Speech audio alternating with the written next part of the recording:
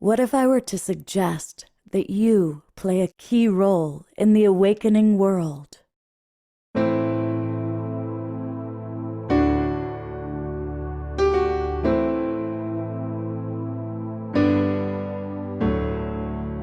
And that you are watching this because you have heard the call.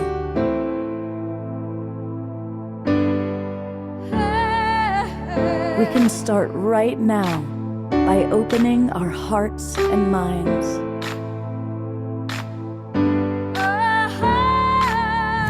Welcome to the awakening world.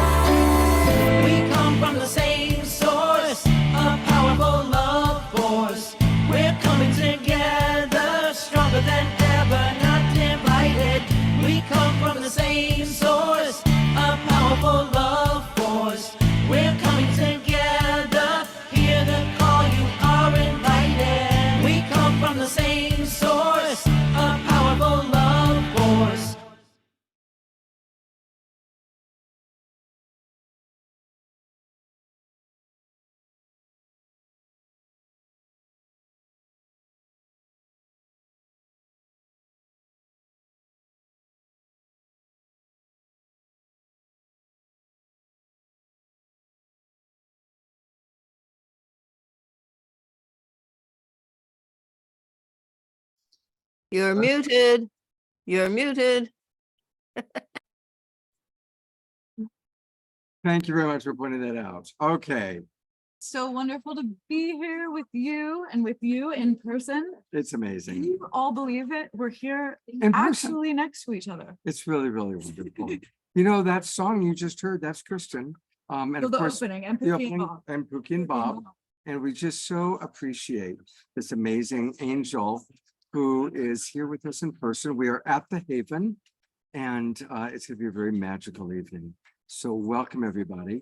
And what we thought we would do, just so you know, for the timing, I'm going to chat with Kristin a little bit. I'm going to chat for a little bit with a couple of the other people here in TwinRay land.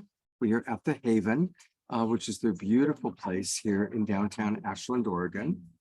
And then there's going to be a couple of Omashar songs. There's going to be a meditation. And then the TwinRay will join us. And the TwinRay and Kristin are going to do a Satsang. And a Satsang is described as a discourse in community or a spiritual discourse in community. And so we're going to weave back and forth. We're going to take some questions for the TwinRay while Kristin plays music. So there'll be a little music, question, a little more music, Kind of like some the wisdom, Awakening World kind of like the awakening world. is a satsang. It is a Satsang. It is. It's exactly a satsang. There's a theme. There's questioning into the theme. There's music. There is deep feeling and sharing. It's definitely a satsang. Yeah. Thank you. Right? Yeah, maybe we'll have a new catchphrase, the awakening world, a Satsang Yeah. for consciousness. All right, so tell us a little bit about what it's like for you to be here at the Haven. It's your first time here. Well, I would say it is impeccably gorgeous. And everything is just perfectly aligned and high vibration and filled with beauty. And you step in and you feel very peaceful and grounded and inspired and energized. It's really quite something. It is. And just setting up in the Haven has been a joy, where sometimes setting up equipment is, it's equipment. But you have But there's support. been beautiful, it's been in flow and feeling really aligned. And so I'm very grateful, very grateful. I can't wait to share music in this room now. Oh, So we're going to have time for like a couple questions from you.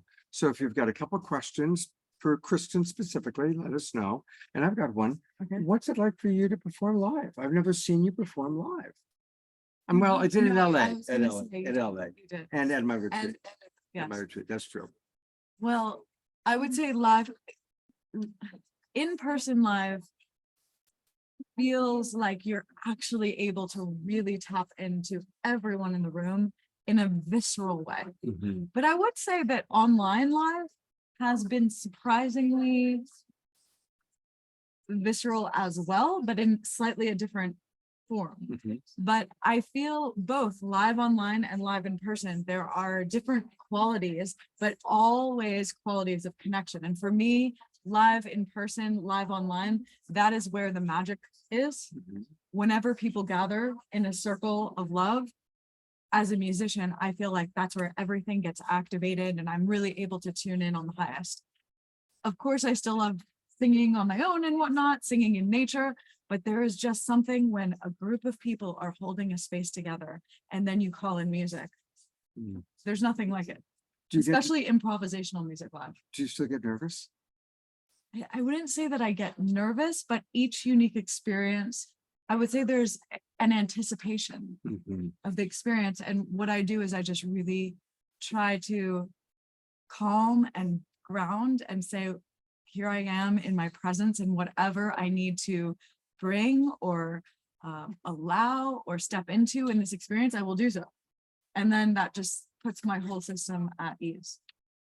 So if you are a person who gets nervous before any events or presentations, I highly recommend just first, my number one is that I remember it's a sharing. It's not a performance, it's a sharing.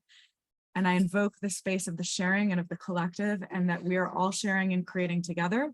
And right away that sets my whole system just at ease.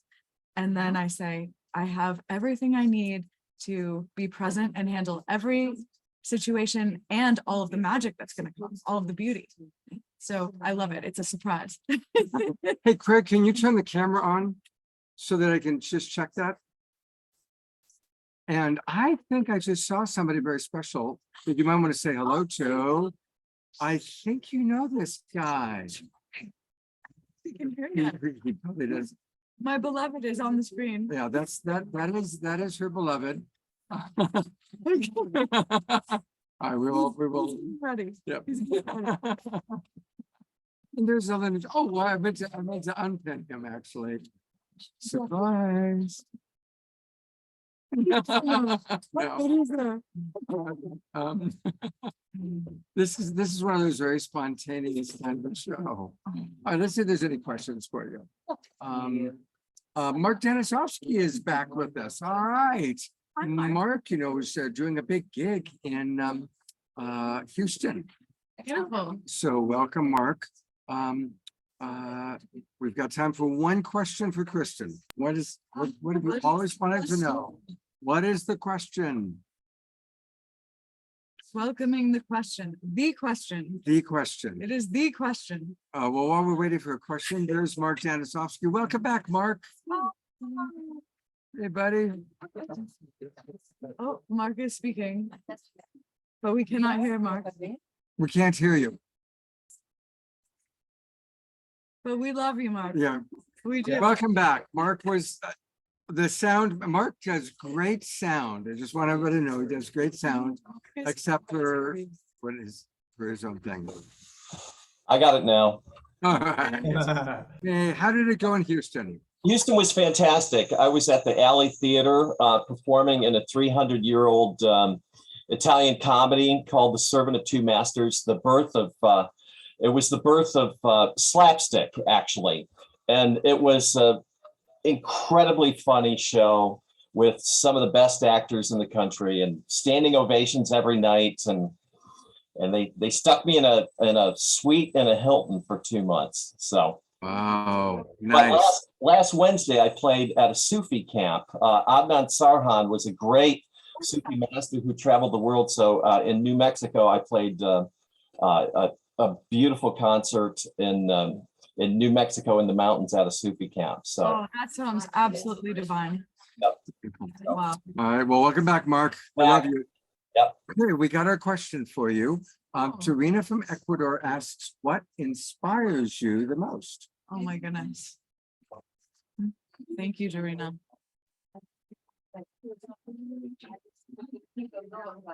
I would say definitely what inspires me the most is, it's a combined thing. Going into nature and feeling and opening to spirit to really come through. Okay. So the combination of nature and just really opening to spirit, to my higher self, and really allowing both my love for Mama Gaia and then my love for spirit to really be infused into my being. That is my favorite, most inspiring time, I think. And it comes through in your music because your love of the earth, your love of humanity, you know, your love comes through your music so beautifully. It's very easy to feel love when you're in connection with both earth and heaven at the same time. I feel like that is a key. And I find that going into nature also just clears anything that's getting in the way of being inspired or creativity. So giving yourself that gift of just going for a little walk and opening and letting light just flow through you, it is the antidote to just about anything. At least that's my feeling. That's my feeling. I always get inspired. Well, Thank you, Dorina. thank you, Dorina. I'm going to bring up a couple of other beloveds. And again, for any of you who got here a little bit late, you're about to meet Liz, one of the TwinRay beloveds. What do you think? Oh, do we? I'm just setting your settings Okay. while you're speaking. Okay. Don't worry. You go ahead. I should have original sound off. On. On. If you're, Isn't it on though? Yeah, I just put it on. Oh, you did just put it. Okay, great. Thank I'm you. just checking your other. Okay, good. Don't good. mind me. Don't All mind right. me. Kristin really, this is from Mark. He says, Kristin really taps into the collective soul when she's performing. I admire her clear connection. And I'm going to give you all a little view. You'll see it in a moment, but this is where we are, and everybody's kind of, there's Tanchila and Charlie. So people are arriving. So say hello to the Awakening World audience. Hello. As everybody's kind of getting ready. All these beautiful beings. Yeah. So, so we're going to meet two of the other core members, and then we're going to get started. Liz, do you want to come on up? Are you wearing jasmine? I was wearing it, and I put on some jasmine. It is divine. Absolutely divine. Oh, yeah. So there's all sorts of wonderful people here who have moved to Ashland, Oregon to be part of this community. And of course, you know, at the center is the TwinRay, but what I really love is this community. It's a beautiful community. And Liz is one of the wonderful people here. She just got back from Peru. She was in Peru with the beloveds. So tell our audience a little your story. You can go ahead and look at them. Sure. Hello, And tell them a everybody. little bit about your experience of coming here. I hope you're having a lovely night. So for me, TwinRay came to me. Do you want to admit this person? Yeah. Came to me. I used to host a show. Came to me in an Akashic Records session, which was amazing and magical. And you can't fight the Akashic Records. So I found myself studying up on TwinRay and just really being extremely impressed when I heard Sanandaji and Shekinah Ma talk, because they were talking about everything that I had been reading on, and all the esoteric stuff, all the astrology, all the religion, and it was like, well, I could keep going down this path and reading 500 books, or these teachers, it kind of seemed like they know what they're talking about. They're just splitting seamlessly from, you know, astrology to geodivinity and all sorts of stuff. So pretty quickly I went and looked on, they have a community app at the time, and you could kind of get a feel for who were the other people following them and their teachings, and all I saw was love. All I saw was love. And so it was pretty easy to head in this direction, and I went to my first retreat, and it was just like coming home. So just pure magic. And you moved here love. from? Moved here from Minneapolis. You can probably hear the accent. You betcha. So Beautiful. yeah. And last question, what is something that you've learned or experienced that's really been life-changing? Oh gosh, like so many things. To narrow it down, I think that everything that I believe to be true about how humanity could live I've learned is true. After years of people telling me through the programming that it was not. So here's my thing. Miracles. Miracles. You can have miracles every day. You just have to be open to them. So being open to the idea that anything and everything is possible every single day. Life-changing, right? Beautiful. Well, I'm going to give you the key to my car. Ooh! See, this is what you get if you come on the show. The keys to Scott's car. She needed a new car, right? So there you have it. Thank and you you. make sure somebody's out Okay. at 7-ish. Okay, no problem. Do you want me to bring someone else up? Nicholas. Okay, Yes. Nicholas is next. Yeah, Thank Nicholas. you. Bye, y'all. Much And love. Jasmine Bear is here. She is now the official TwinRay mascot. She's got her TwinRay t-shirt on. And Nicholas, have a seat. So of course, yoga is a very big part of Awakening World and consciousness. And this is Nicholas, who helps to manage the store, helped create the Haven, and he does all the yoga classes here. And welcome back. Thank you. He just got back from a retreat. So tell our audience a little bit about kind of your journey of discovering TwinRay, coming here, and how it's impacted you. Okay. And you can just talk directly. How much time do we have? Like 5 minutes. Well, yoga is my passion in life, and it's not about the exercises, though they are very cool and special. But as we all know, as we're learning, it's about the experience, the union, the connecting to that sweet spot, our truth, which we're all longing for. And for me, yoga is hands down just the greatest practice because it's direct. It's within you. Nothing can give you that. You know, what you feel is what's real. And yeah, so yoga is my dance here, my greatest joy to offer and share from my experience, what I've learned. And my greatest prayer and what has me here in Ashland is actually to potentially learn from Sanandaji himself of some really amazing practices yet to discover yet. Some Christed yoga, he calls it. And I have been initiated into one specific breath work here through Sanandaji, and it's by far the most intelligent, coherent, and powerful practice that I've learned throughout my journeys. And so I'm very excited for that. And so we're sharing yoga here and growing and building slowly and learning from him. And I think we're going to be offering some of the most powerful experiences, yogic experiences, and just experiences of love here at the Haven. That's my commitment, and that's what I show up for every day and pray into this space. And here we are. Beautiful, beautiful, beautiful.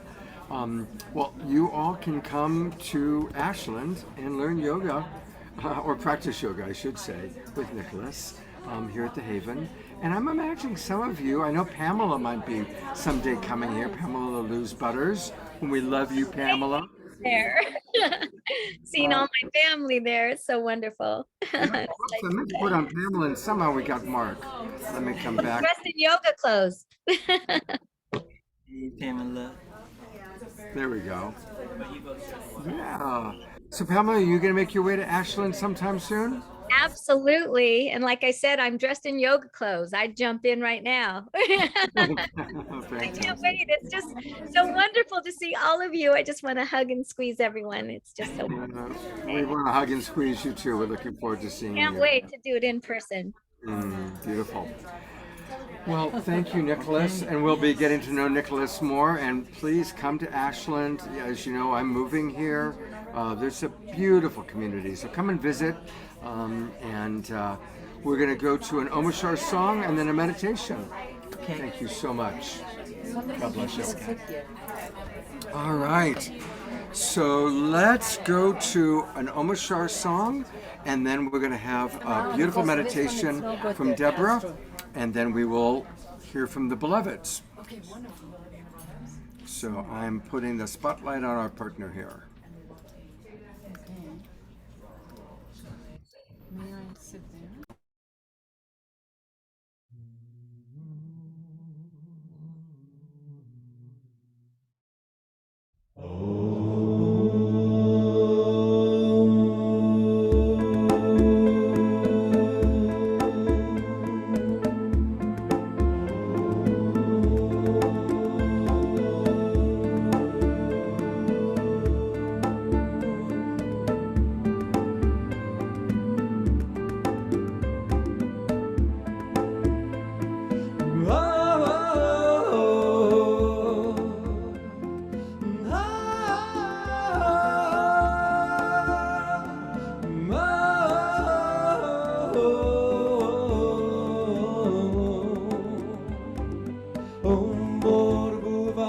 swaha tatsavito vareniya Margo devasya dimahi Diyo yonat prachodayat Om Bhurbuva swaha tatsavito vareniya Margo devasya dimahi Diyo yonat prachodayat Om Bhurbuva swaha tatsavito vareniya Margo devasya dimahi Diyo yonat prachodayat Om Bhurbuva swaha tatsavito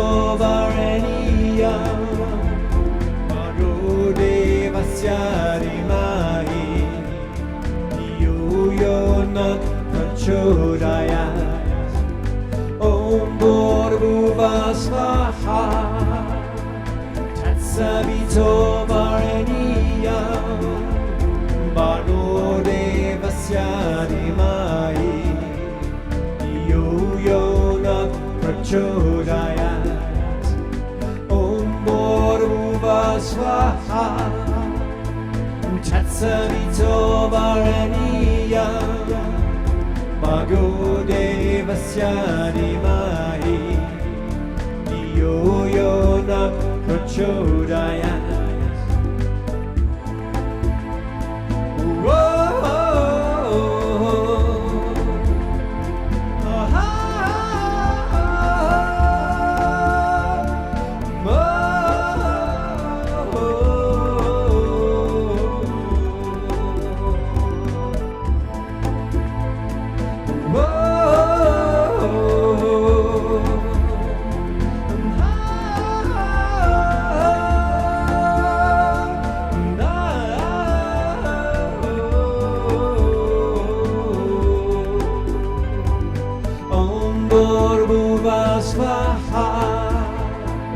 Tatsavito vareniya Margo devasya dimahi Diyo yonat prachodayat Om Bhurbuva swaha tatsavito vareniya Margo devasya dimahi Diyo yonat prachodayat Om Bhurbuva swaha tatsavito vareniya Margo devasya dimahi Diyo yonat prachodayat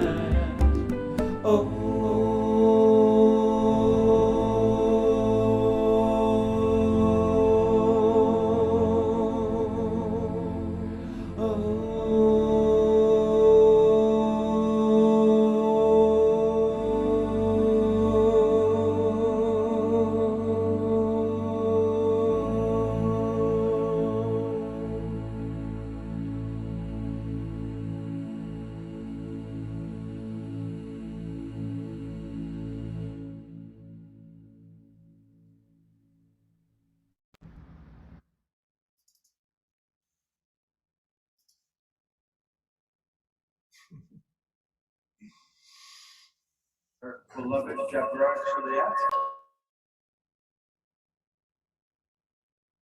Online and welcome. Can you hear me right?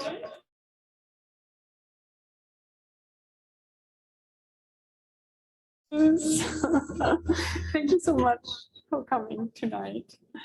I would love to invite all of you now to center into all of your beautiful hearts and to anchor into the most precious island that is within yourself.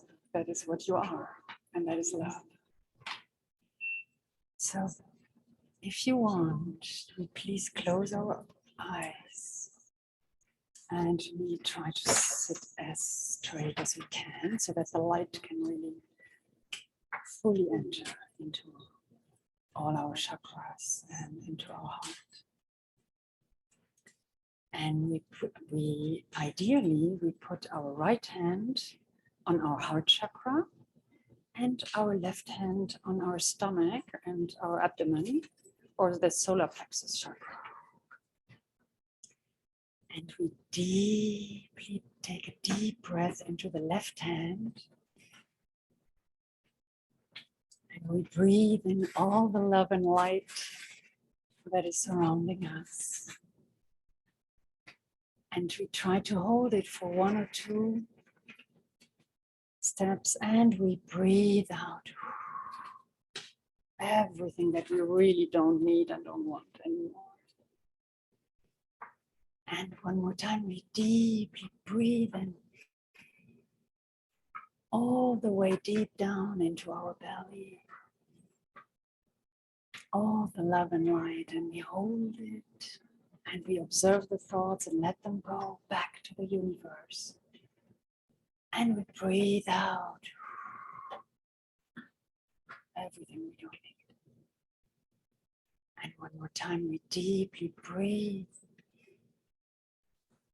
into our abdomens, and we make a big Santa Claus belly, and we hold it. And now we breathe out everything that we don't want and we don't need anymore. And now we anchor in and connect the way of light within us all the way up to the central sun. And we connect that light deep down into the center of Mother Earth. And we feel how we get pulled on both sides and how we get taller and stronger and even more filled with our divine light.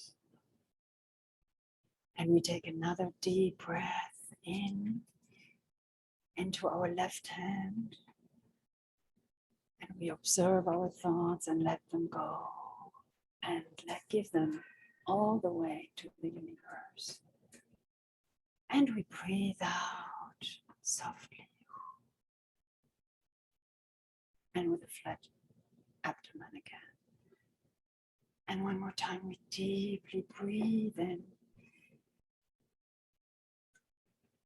all the stars and the joy of all the children of this beautiful planet that we all are. And we slowly breathe out everything we don't want. And one more time, we deeply breathe in. Feel the light that is filling you. Every particle of your body now is sparkling and lightening up every particle of this planet and the universe, yes. And we deeply breathe out.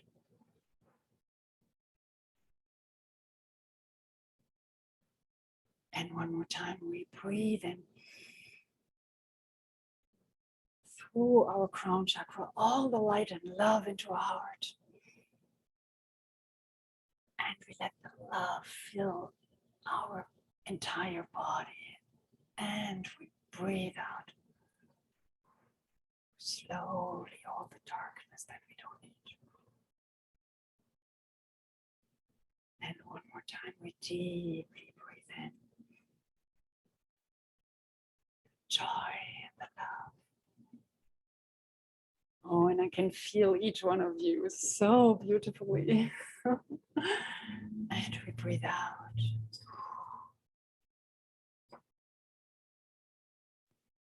And one more time, we feel the connection to Mother and Father Divine. And we breathe out slowly. Everything we do. And one more time, we deeply breathe in. We make a big Santa Claus belly. And we hold it and really get rid of all our thoughts and feel the peace within us. And we slowly breathe out. Do we all feel aligned now? Do we feel the 12 o'clock? We are in that beautiful ray that is the center pillar inside of us. That is connecting us with the central sun and the center of the earth. Yes. Beautiful, beautiful. How do you feel? Okay. So one more time, we deeply, deeply connect. One last time with the love inside of us. And we hold it and let go of the thoughts. And we deeply breathe out.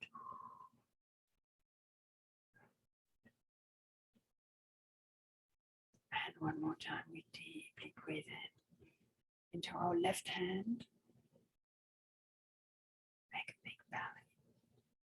And we hold it and enjoy. And we enjoy now that peace and that silent mind. Beautiful. And we deeply breathe out.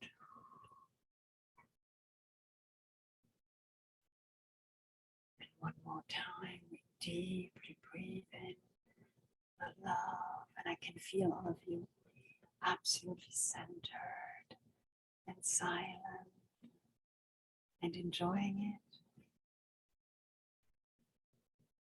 Yes, and we feel the light in all of ourselves, and we deeply breathe out what we really don't want and need anymore.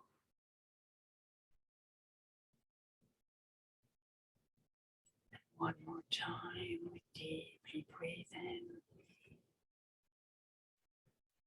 all the love and light and give and feel the roots down in the earth. How centered we are now. Do you feel the stable connection with the heart and Mother Gaia? And we deep breathe out the darkness we don't need. Very nice. And one more time, we deeply breathe in the love, the stars, the shining light that you all are. Oh yeah, I can feel it so much. We anchor in that love and light that we are. And we breathe out everything that is false and that is not useful for us.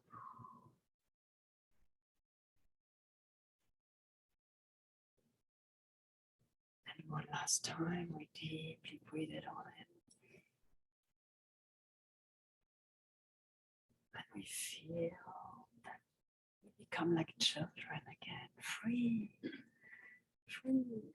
Can you all feel the wings that you have? Can you all feel your beautiful wings? And you feel free and joyful. And we let the thoughts go to the universe and slowly breathe out.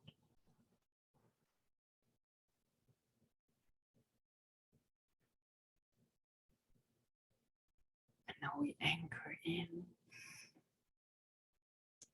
deeply that beautiful connection with Mother Earth and our sun, our central sun that is giving all the love and all the life to every being. And we send our gratitude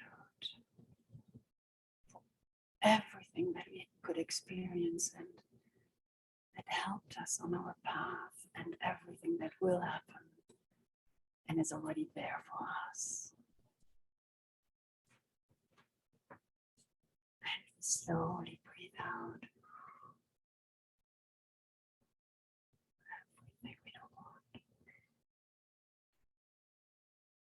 we deeply breathe in the left hand. Peace that we want to manifest for the entire planet and the universes. All the children of the light. And we feel the connection. Yes, and we deeply breathe out.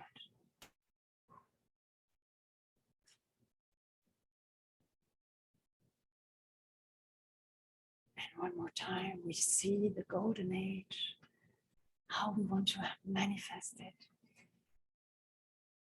how it unfolds in front of our beautiful eyes.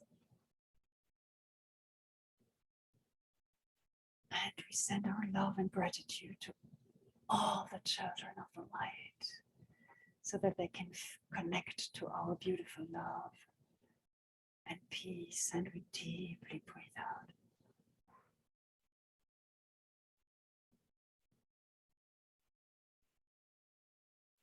And one more time, we life into the beautiful vision that we all have for our beautiful planet.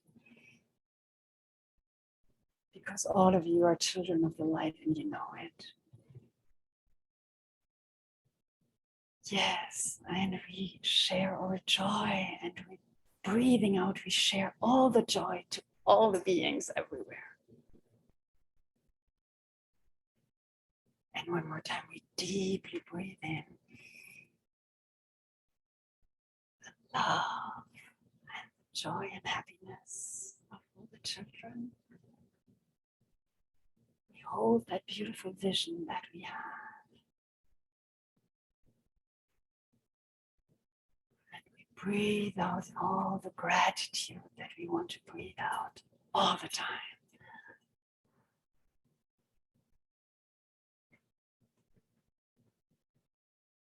And one more time, we deeply into our left hand.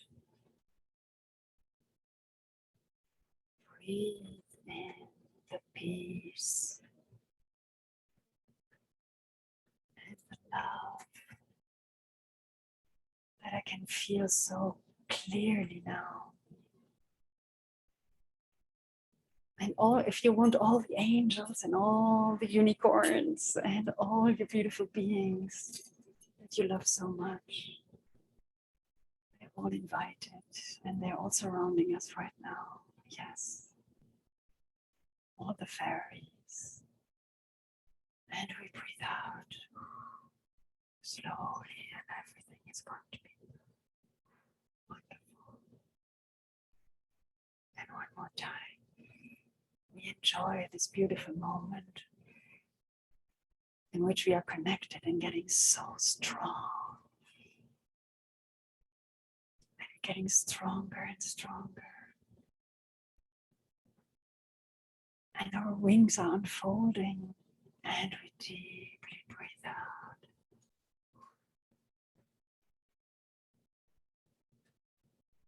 Very beautiful. And one more time, all the joy and happiness, we're breathing it all in. Into our left hand. And we feel every single particle rotating and swirling and having full of light, light, light. Everywhere, and we shine this light out now. And breathe it all out.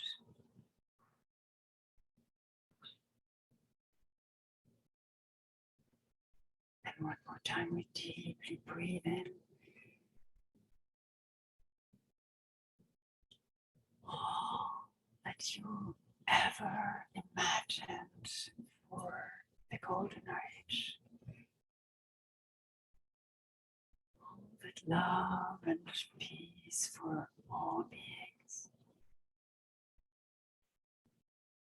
And we hold that vision, and everything else may go away. And we deeply breathe out.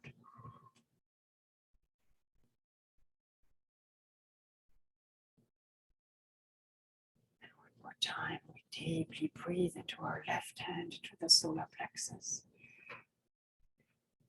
Mother Earth, its force, and the divine light into the solar plexus. And we feel that sunlight beaming out of us into the entire universe. Yes, and we feel how we are shining and shining and shining. And we breathe out everything we don't want.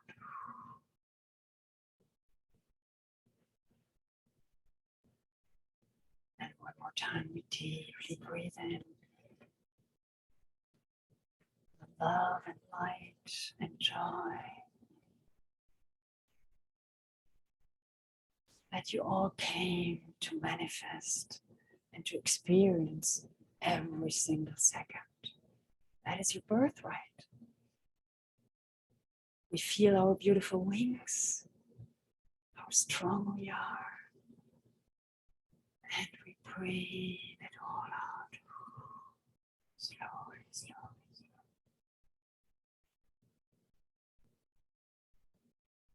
And one more time, we deeply breathe, slowly, into our left hand. We feel all our hearts, how connected we all are. With everyone, we are all the branches of the same tree, and we can feel it. How we are balancing in the rhythm of life all together in peace and harmony. And when we breathe it out together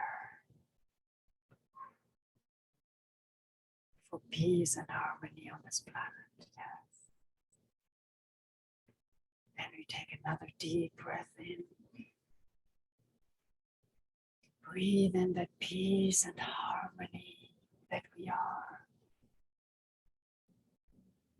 And we feel it deeply in every cell from top all the way down through all of our chakras and all of our cells down to the feet. And we deeply breathe out.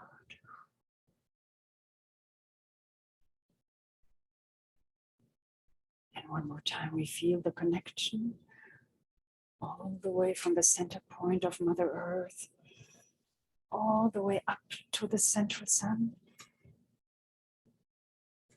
We hold it.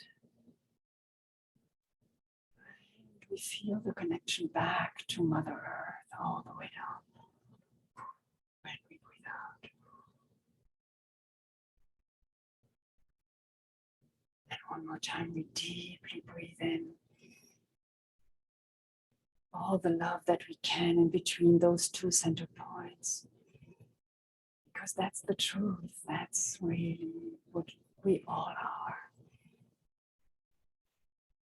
And we feel, can you feel that love in your heart chakra? In your right hand? And we hold it. And we deeply breathe out. And our left hand becomes flat again.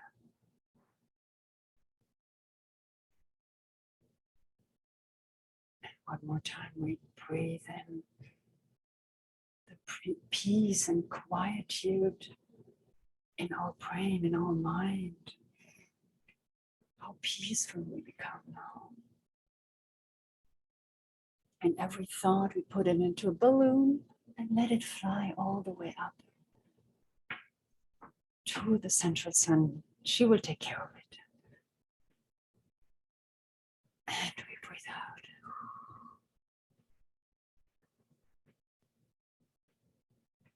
And one more time, we deeply breathe in. The depth of the harmony, the depth of the love, the depth of the silence of the mind. Yes.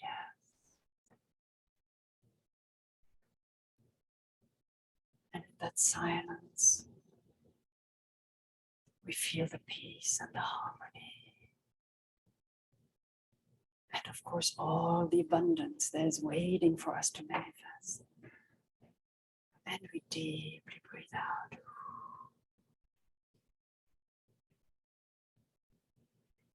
And one last time, we deeply breathe in the love and the joy and all the light that we all are.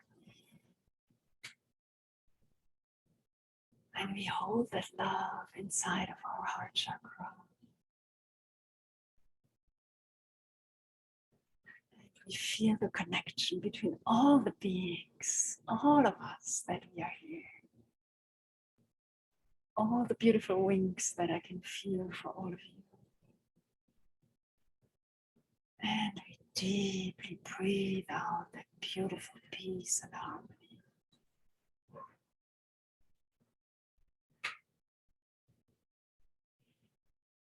And one last time, deeply breathe in.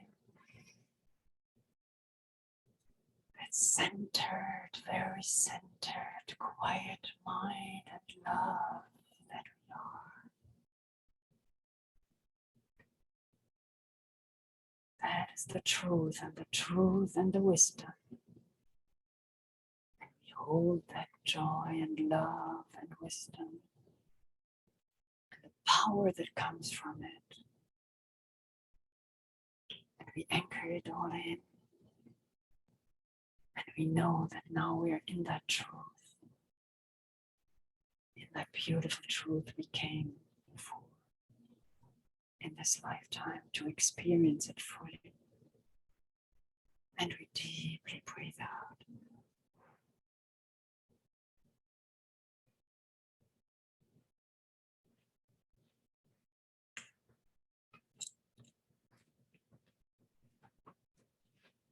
As the mother's coming in.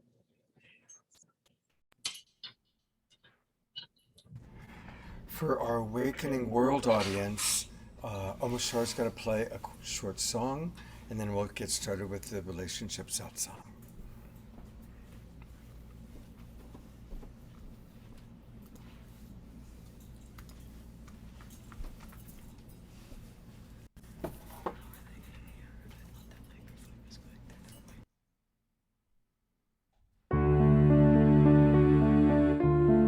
What if we could find a way to wipe away all tears and fears, all broken hearts, to clear the way for a brand new start?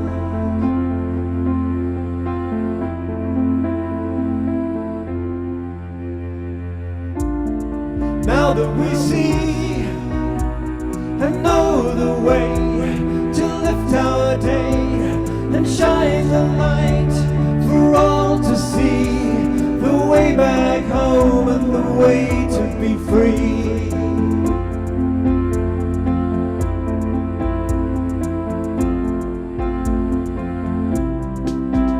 Let our love lead the way.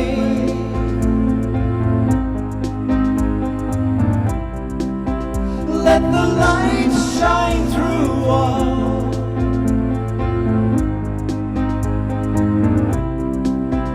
Let our hearts and minds be free.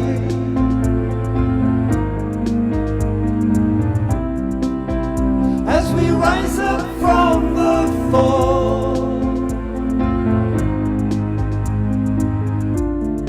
there is a way to see again, to be again, to know the truth and smile again. With an open heart we feel safe again.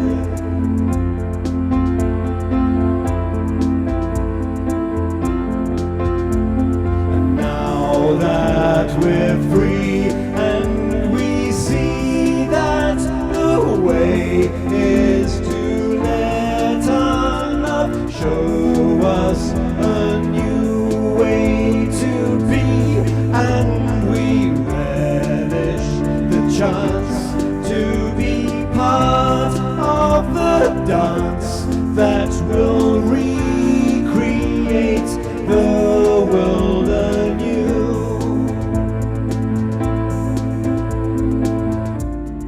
What if we could find a way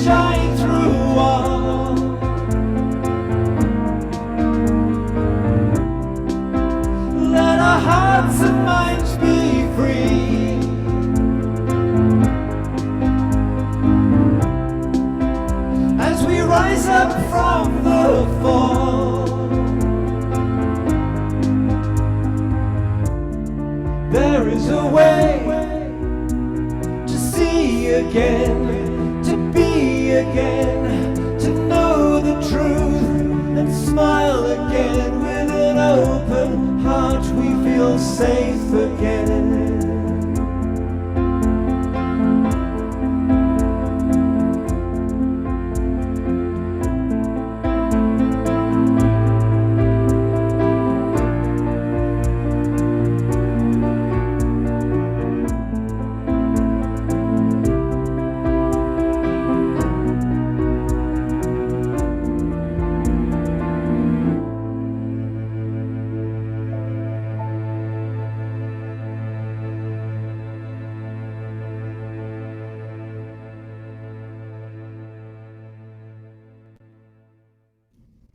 Thank you very, very much, beloved Omashar.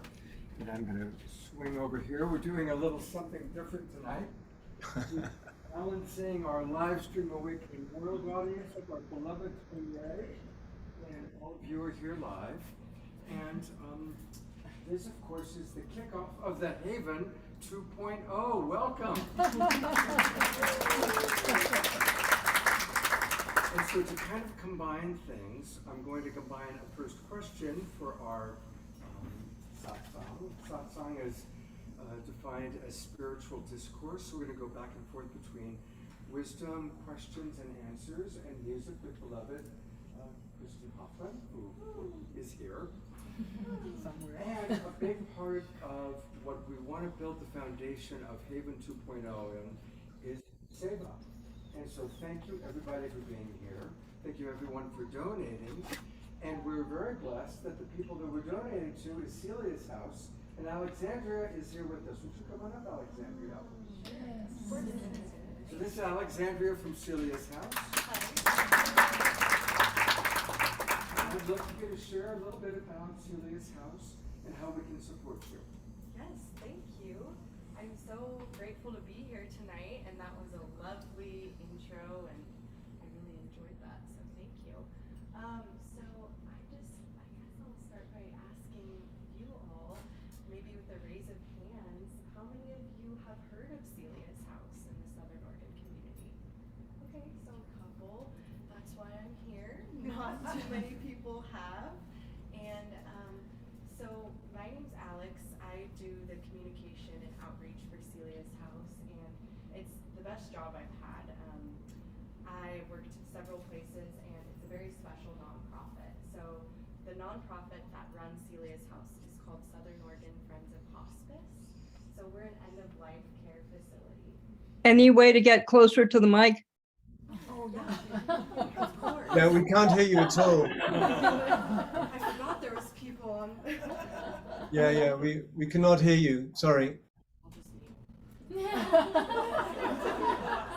right. Welcome home. So my name is Alex, and Southern Oregon Friends of Hospice is the nonprofit behind Celia's house. So Celia's house is a end-of-life home in Medford, and we just celebrated 5 years. Bear with me. So we just celebrated 5 years. We've been in the community since 2018. And we started as a grassroots organization in 2009. So a group of people came together and they saw the way that end of life was happening in our community. And they wanted to see a little bit of a change for people who don't have the ability to die at home. And so essentially, the first thing that opened up was a hospice boutique, and it's still open. It's called The Hub, and it's in South Ashland, just right by Remix, and it's open to anyone. It's also available online for those who aren't in Southern Oregon. So you can actually support end-of-life care broadly in the state of Oregon and in your community by shopping at The Hub. And so the Hub's been open for about 13 years, and eventually enough revenue was given to us to open Celia's house. So the whole time the goal was to open this home for people who can't pass at home, but would like to pass in a home-like setting. So there's 12 rooms at Celia's house, And all of our beds are Medicaid eligible now. So we support all income levels. Part of what I do at Celia's house, aside from marketing and outreach, is fundraising. So we have a care fund that we fundraise for every year. And we try and build that fund every year so that people who don't have the financial means to move into Celia's house can do so if they don't have Medicaid. So some of our beds are covered by private pay, but a lot of it is actually our grant, the care fund or Medicaid. And so we partner with 4 hospices in the area. I'm sure a lot of you are familiar with Asante and Providence, and there's 2 more. And yeah, it's a great place to be. We have so many stories. I was just talking to a woman the other day, and she came to me in tears. Her mother just passed. And she came to me and said, you know, I'm so grateful that my sister and I were able to have my mom here, because of the other care that they had experienced was not as warm. And there's other places like Celia's house that are modeling really good care. So we definitely are not the beginners. There's Hopewell House in Portland and others across the state, but it is pretty limited. This is something that I would like to see everybody be able to have access to. I'm sure we've all in this room lost people that mean so much to us. And it's really hard when you have the extra burden of not feeling like they're being cared for in a dignifying way. So Celia's house, it's open to the public now, where you can stop by anytime, Monday through Friday, during business hours, 9 to 5, and just somebody will give you a tour. I tour people around. I'll maybe when I'm done speaking, leave some information out if that's appropriate. And if you want to take it, you can. I brought my card and some of our reports and just things so you can read about us. And of course, our website is updated if you want to go on our website later. And there's volunteer opportunities. So we have 88 volunteers at Celia's house. Actually, that is how we got connected to Haven, which I'm so grateful for. I've been meaning to come here, and what a warm welcome. Wow. But yeah, so we have quite a few volunteers. That was what struck me when I started as a staff person. I said, I've never seen so many genuine, just hardworking volunteers. And yeah, they're all amazing. They're all people that have done great things in this community and now want to give back. And yeah, it's a great place. I encourage all of you to reach out to me, or I'll leave several other staff members' cards. And yeah, I feel very lucky to be here tonight. And I hope if anyone has questions, I can answer if I didn't cover everything, but I just appreciate everyone's time. Thank you.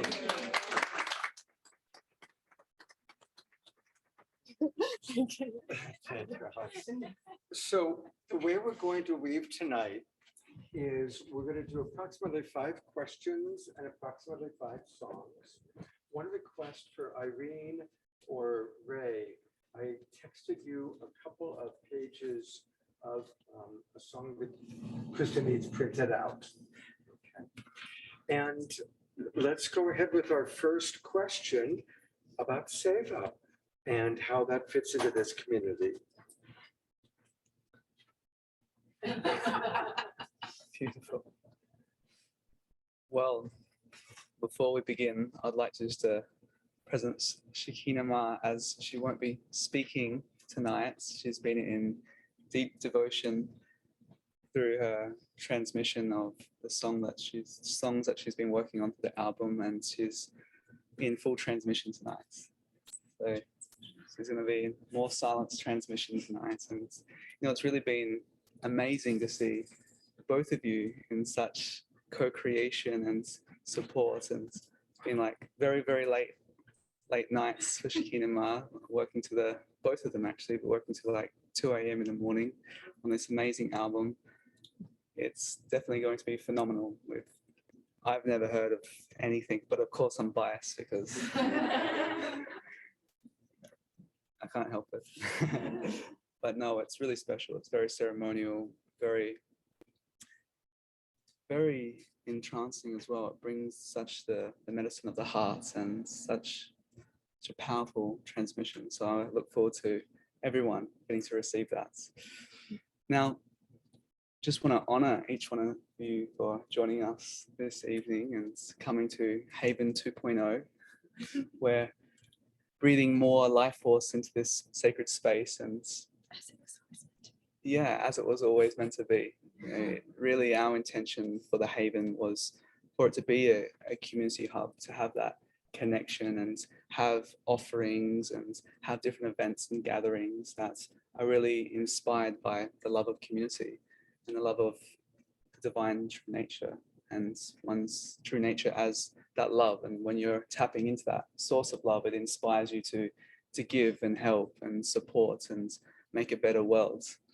And so that perfectly aligns with what Savor really is. Savor is an opportunity to give back, to help and support.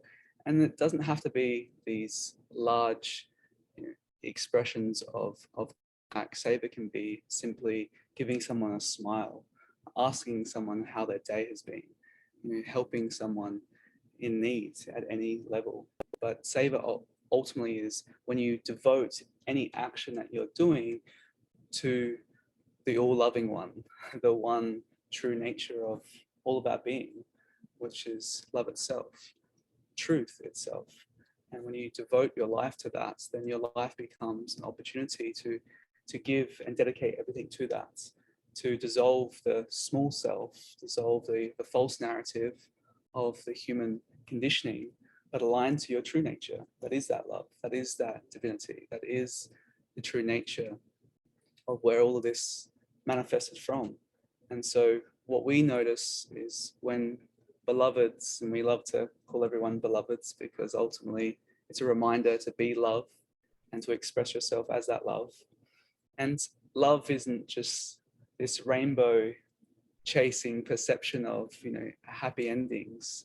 Love is truth. Love is a very, very aligned and anchored expression and grounded expression as well. Love is compassion in action. And so through being in a state of love, being an expression of love and being in service, that is a transmission that can also ripple out to the collective, no matter how small the task is or how large the task is. But ultimately, when we come together as a community and we are a force of goodness, then that obviously can affect lives. And everyone here, I'm sure, is wanting to give back in some way.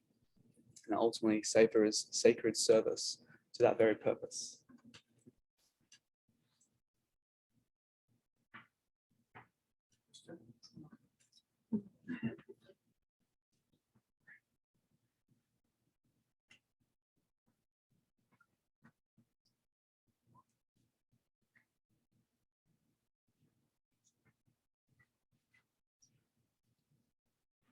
Such an honor to be here.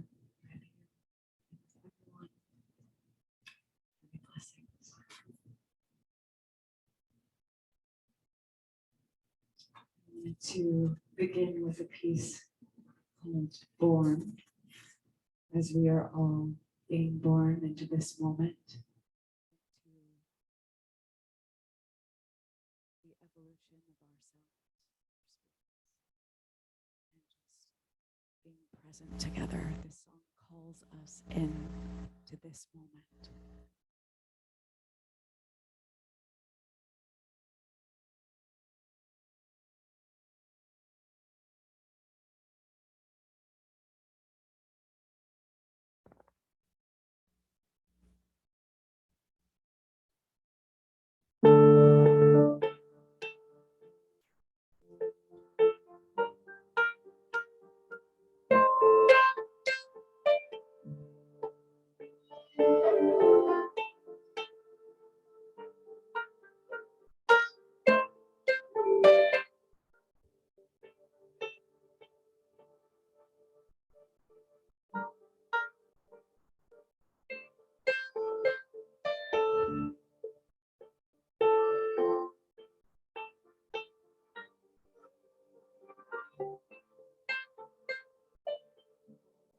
Can't hear.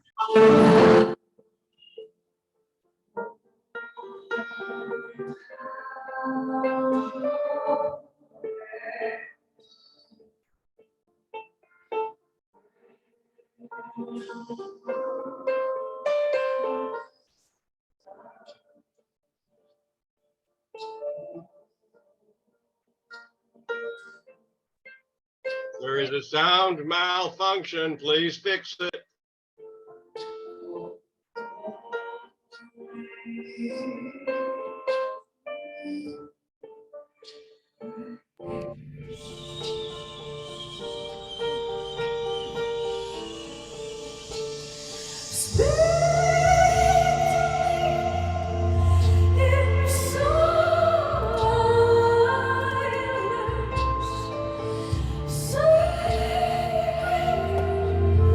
Oh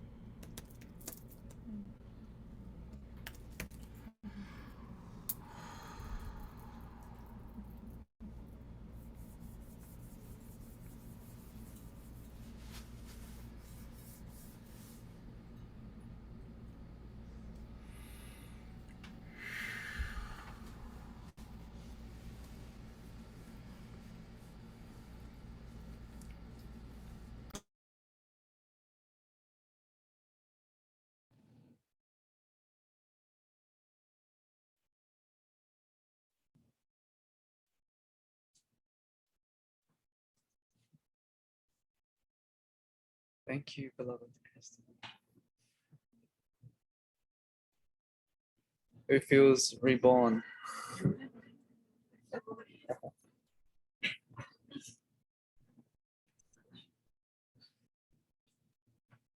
So we want to open up the semicircle and also just answer questions as we're here in sacred satsang. You know, satsang's also just singing from the heart, just speaking from the heart and expressing wisdom from the heart. And satsang doesn't have to be, you know, a teacher sitting on a chair. It's each one of us contributing to the space. It can be a child that's newborn that doesn't have to say a word, but can be in complete transmission from the innocence of their hearts. So satsang isn't such a formal thing as it is just a co-creation that we all partake in. And so this opportunity is to really answer and speak into anything and everything that beloveds would like to know or ask. So wanting to keep that open. We have a question from the Awakening World audience. Okay. Gina in Ecuador asks, Ecuador. what advice would you give as to how this beautiful energy and community that we're in be replicated around the world? Beautiful. Let's let Shekinah transmit that through telepathy. She's talking so much tonight. She's very talkative. No, it all really starts internally. You know, this came about through the love of each other, the love of wisdom, the love of truth. And when one taps into that authentic power inside oneself, you start resonating with others. You start feeling more connected, not only with yourself and with the universe, but with each other. And as you start experiencing that common unity, which is ultimately the love that you truly are, that unifying quality, that moves through you. And so how it manifests is quite effortless when you allow it to, how it moves through you, how it inspires you. And then everyone has their own genius, everyone has their own abilities, everyone has their own skills, and contribute them together. We can create like a micro expression of everyone's talents and everyone's colors and of the palette of life, and ultimately connecting back into the hearts. There's this beautiful song inside each one of us, whether you're a singer or whether you're not, but you may express that song through art, you may express that song through words, that you may express that song through actions. But ultimately, when we come together and we express the song in our heart, the true deep meaning in ourselves, there's nothing that we can't accomplish.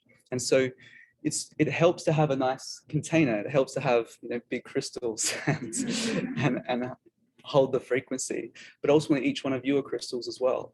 And ultimately, it's about coming together under the purpose and the direction of something that truly is indescribable. But when you tap into it, life makes sense. And when you start resonating with others and you start coming together in containers, you start cultivating more light, then there's nothing that we can't achieve together. So we start with every breath, we start with every step, we start with every day. And ultimately we start by acknowledging that we're all one, where we truly are, beyond the masks, beyond the persona, beyond the identity. We are truly just one divinity. And however we choose to manifest that into the glory of this world is up to us. So I would start with love and end with love and continue with love.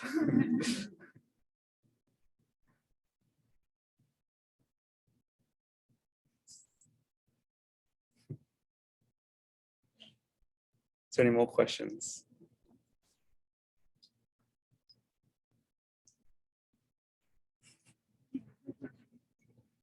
So everyone's silent. That's perfect. So as we begin with love and end with love and go through our daily lives, you know, we experience different agitations, different agitations that may take us out of our balance or harmony, peace. And what is your advice to kind of go back and maintain that, and to, you know, we're in this process of remembering who we are, but when we've been trained to be someone else completely, it's easy to fall into that habit. That's a beautiful question, and I'll repeat that just in case not anyone heard us. But you know, it's all nice to hear about beginning with love and ending with love, but what about in between, and when we get triggered and we get agitated, what's it mean then? Like, where's love then? And how do we remain in that state? And that's a great question, because ultimately coming together in community doesn't mean that everyone's perfect and everyone's all of a sudden a saint. You know, we've got to remember a saint is a sinner that never gave up.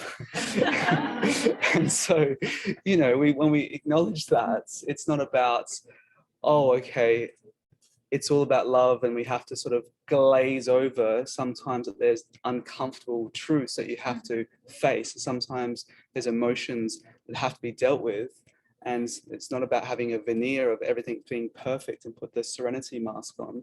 No, it's about being courageous. But that's why we said in the very beginning that love is not this idealistic rainbow chasing world. Love is truth. And sometimes you have to confront yourself by giving yourself that tough love. It's not really tough. It's that you have to go deep inside yourself to be honest. And when you're honest with yourself, or honest with the parts and pieces that don't necessarily, you know, feel comfortable in certain environments, you know, that's an opportunity to love yourself greater. You know, when we are confronted with things that make us uncomfortable, we forget that life's actually teaching us mastery. Sometimes there's these uncomfortable situations and we think it's the external problem. It's the person, it's the situation, it's what's happening in my life that's making me feel this way. But ultimately it's happening because life is truly initiation. The reason for the soul's incarnation is solely initiation. And as you are initiated at certain levels, you know, what is initiation? Well, initiation is the opportunity for life's mastery. And when you step up in life's mastery, whether it's in relationship setting, family settings, you know, career settings, you know, just in communal settings as well, everyone acts as a mirror of one's unconscious minds. And when you're in a trigger, the opportunity that the choice ultimately is, like, there's the choice of love and there's the choice of fear. Fear is the blame shame game that basically says that I feel like this because of you. Love is the acknowledgement that this is happening in order for me to rise, in order for me to actually acknowledge what I have to work on. It's happening for you. And so what we suggest is, when there are those moments, is be radically honest with yourself, but don't take your honesty out on somebody else. Don't take that honesty out on somebody else. Acknowledge your feelings, acknowledge how you're feeling. Don't suppress it, acknowledge it, accept it, but love that too. You embrace that too, in a healthy way. So we sometimes are quick to stop. We're quick to not stop and actually react. And it's sometimes the long game is to pause and actually respond. And we love the word responsibility. You know, it's your ability to respond with greater mastery, greater virtue. And that's ultimately when you pattern recognize that when you respond in a way that's makes you feel bad, makes the other feel bad, and you respond in a reactive, programmed, conditioned way, when you respond in that way, it's going to create the same outcome.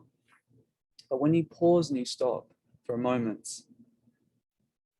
and you just stop and recognize your feelings, and you say that how I'm feeling, you know, accept fully how you're feeling, but acknowledge that has nothing to do with the partner, with the child, with the sibling, with the family, with the environments.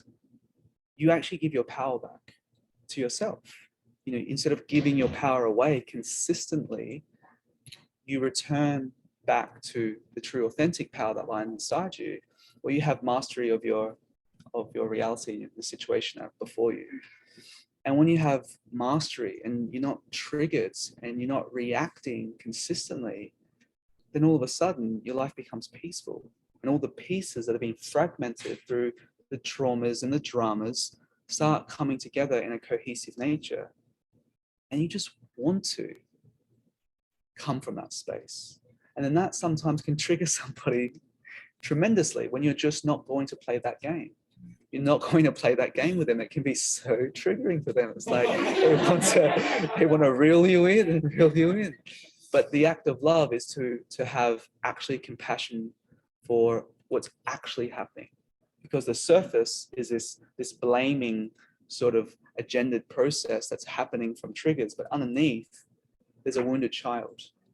There's someone that didn't receive that love, didn't receive that attention, didn't receive that acknowledgement.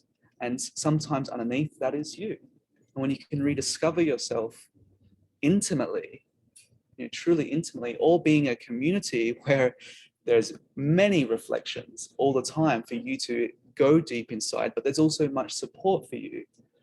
When you have that, then life becomes simple. Doesn't mean it's easy, but it becomes simple. And when you find the simplicity of the coherent signature inside you, which ultimately is unconditional love, when you really tap into that, you don't take life for granted in those moments. We're so quick to take life for granted, and we forget how much of a miracle this life is. We just want to blame this person, that person. We forget how limited many of us have the time on this planet. How limited life is and how precious life is. If we stop for one moment and think of someone that's actually transitioning, someone that doesn't have the opportunities that you have, other parts of the world that don't have the first world problems that so many entitled people have in the Western world. You stay in that space for one moment. Your thoughts and ideas of problems dissolve like dust in the wind. I think the more that we do that, the more that we humble ourselves in the face of love consistently, the more that we don't take love for granted, or others for granted, or life in general for granted. Hey, beloved Sanandaji, can you hear me? Okay. There's a question here from Jonathan, and I was wondering... Are you having a side conversation, Scott? Yes. Are we not privy to this conversation? Yes. Hold on, let me turn off. Let me change this for a moment. Okay, go ahead, Omashar. Beloved Sanandaji, how lovely to be in your presence, both of you. This is Omashar, and I'm just looking at the chat box, and our beloved Zoom brother Jonathan would like to know what he feels like. I'd like to know what he feels like helps to connect with non-physical beings such as gurus or guides. That is Jonathan's question, and I did it. There we are, Jonathan. So namaste. I'm gonna leave now. Thank you so much, Omana. Before you go, maybe just repeating that question so we can hear you. Okay, this is Jonathan speaking. I am channeling him. I'd like to know what he feels helps to connect. He, I imagine, is you, Sanandaji. I'd like to know what Sanandaji feels helps to connect with non-physical beings such as gurus or guides. Okay, so how I'm understanding that, get a little bit of an echo, so we're just gonna. Okay, perfect.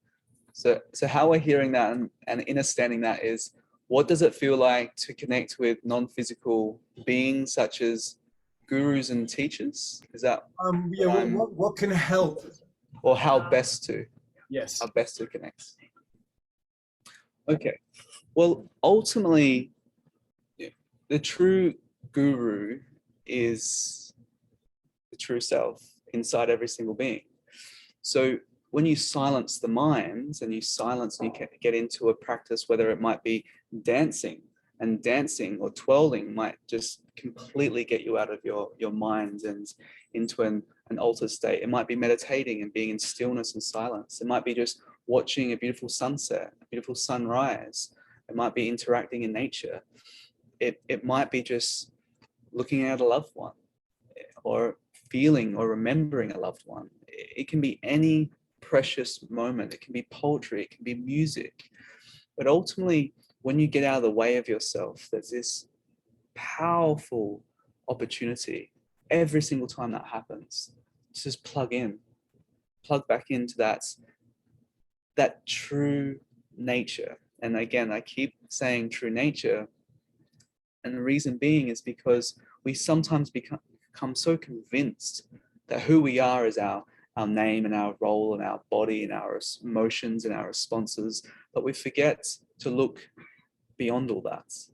And when we have a moment that looks beyond all of that and taps into this slipstream of universal consciousness, it allows one to tap into really anything and anyone, anywhere, because ultimately we are all one as consciousness.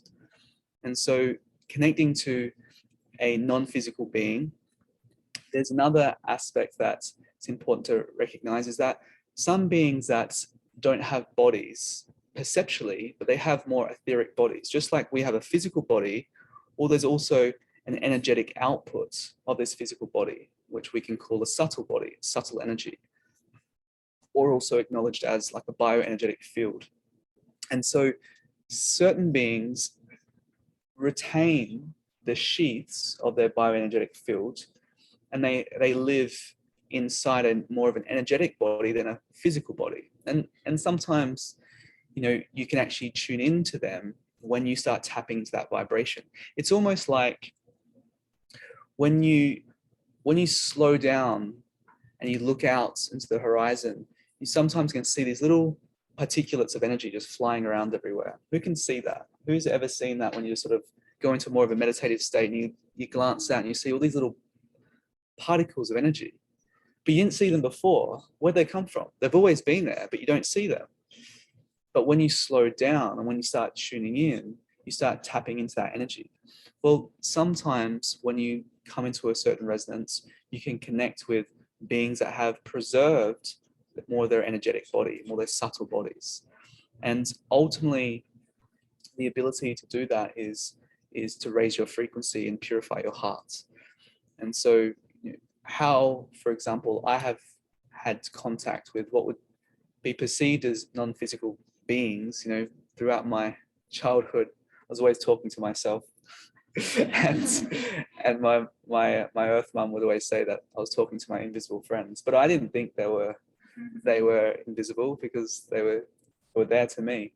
And honestly, that's just through the innocence of the inner child. So the more that you tap into the innocence of your own inner child, the more that you can tap into these unseen realities. You know, what we see with our eyes is just a small, tiny spectrum of what is actually out there. And what we've found is the only way to tap into the full spectrum is through the spectrum of a pure heart. So I hope that answers the question. You got a thumbs up from Jonathan Robbins. Okay. Okay, great.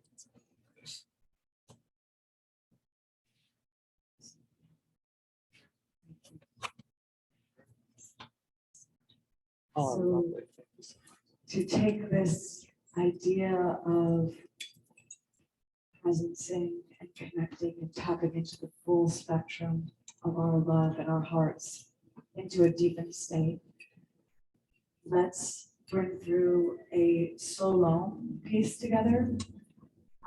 This piece has never been written. We are going to hold this space together and just see what emerges out of this full spectrum heart space that we are all sharing in right now. Sometimes there may be words, no words, just send your love and we will feel it.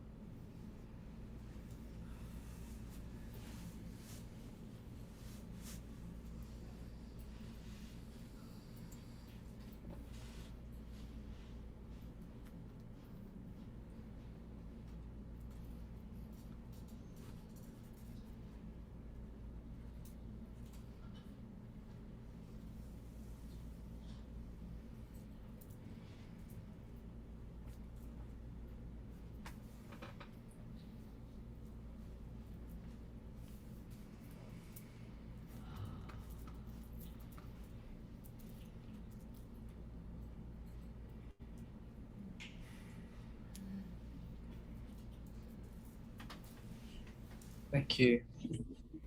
Hello, Kristin. Wow. Let's take a deep collective breath together.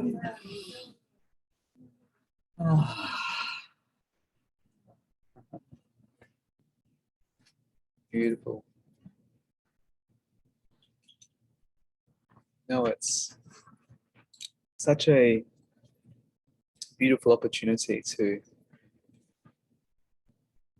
acknowledge the lightness, acknowledge the expansiveness, acknowledge how connected you feel possibly to yourself and others when you are touched by an amazing artist or a song or a moment or nature. You know, there's a reality that isn't separate from this reality. There's actually not just a part of this reality, but is the foundation of all that we can perceive and can conceive in life. And when you tap into that, and you experience an untold bliss, an untold truth that's almost been hiding from you your entire life. And when you tap into that and acknowledge that, and bear witness to that, become absorbed to that, it starts revealing who you truly are and what all this truly is by unlearning all of these misperceptions that we've once had or once held. And so the love that we keep speaking about, you know, there's a practical aspect of it, of how it can help you in life, how it can guide you in life, how it can heal you in life. But there's an untold bliss, the true unconditional love, the divine love, that if you touch it for a moment, if you experience it for a moment, it dissolves all elements of suffering. It dissolves all misconceptions. And it ultimately frees you. But the you that it frees, this is where it gets a little bit tricky and somewhat of a paradox, because the you that it frees is the aspect that never was actually you, because you were always that freedom. You're always that love.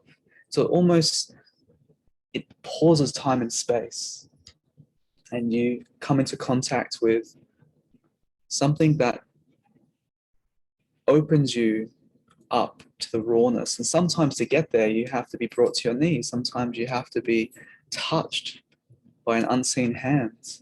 But when you are blessed enough to come into contact with that divine presence,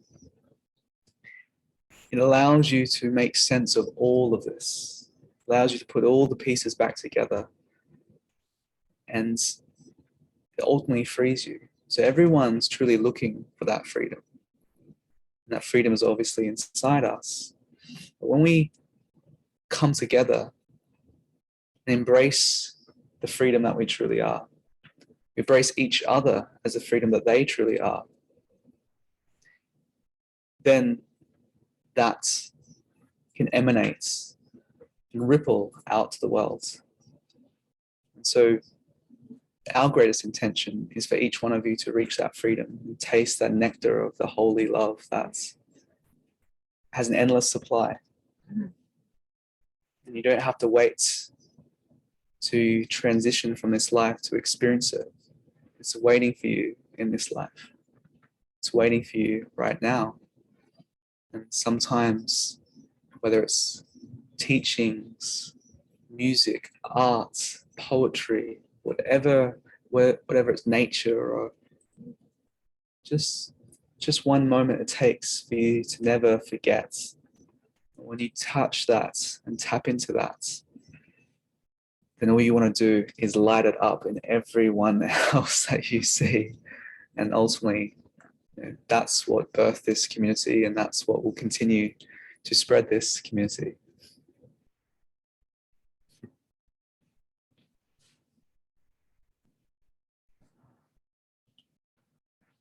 So is there any questions that anyone, and this is rare that there's no questions, so you must be so satiated. There's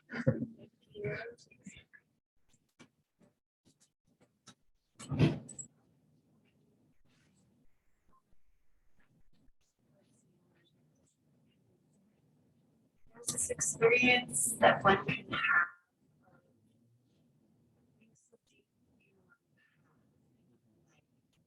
You're in it, you're getting the codes, and you're doing the big work, clearing the big things, and like you're just having this experience, right?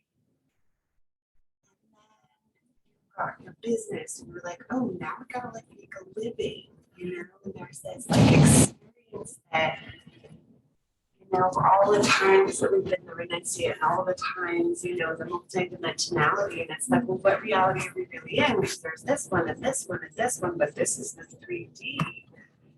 And I could talk for a while, but to quintessentialize it is, how do we as like deeply devoted beings like embrace this rock of needing to take care of ourselves in the 3D without it feeling like lower and, oh, I gotta like, I know there's karma and ancestry, and I'm working as fast as I can.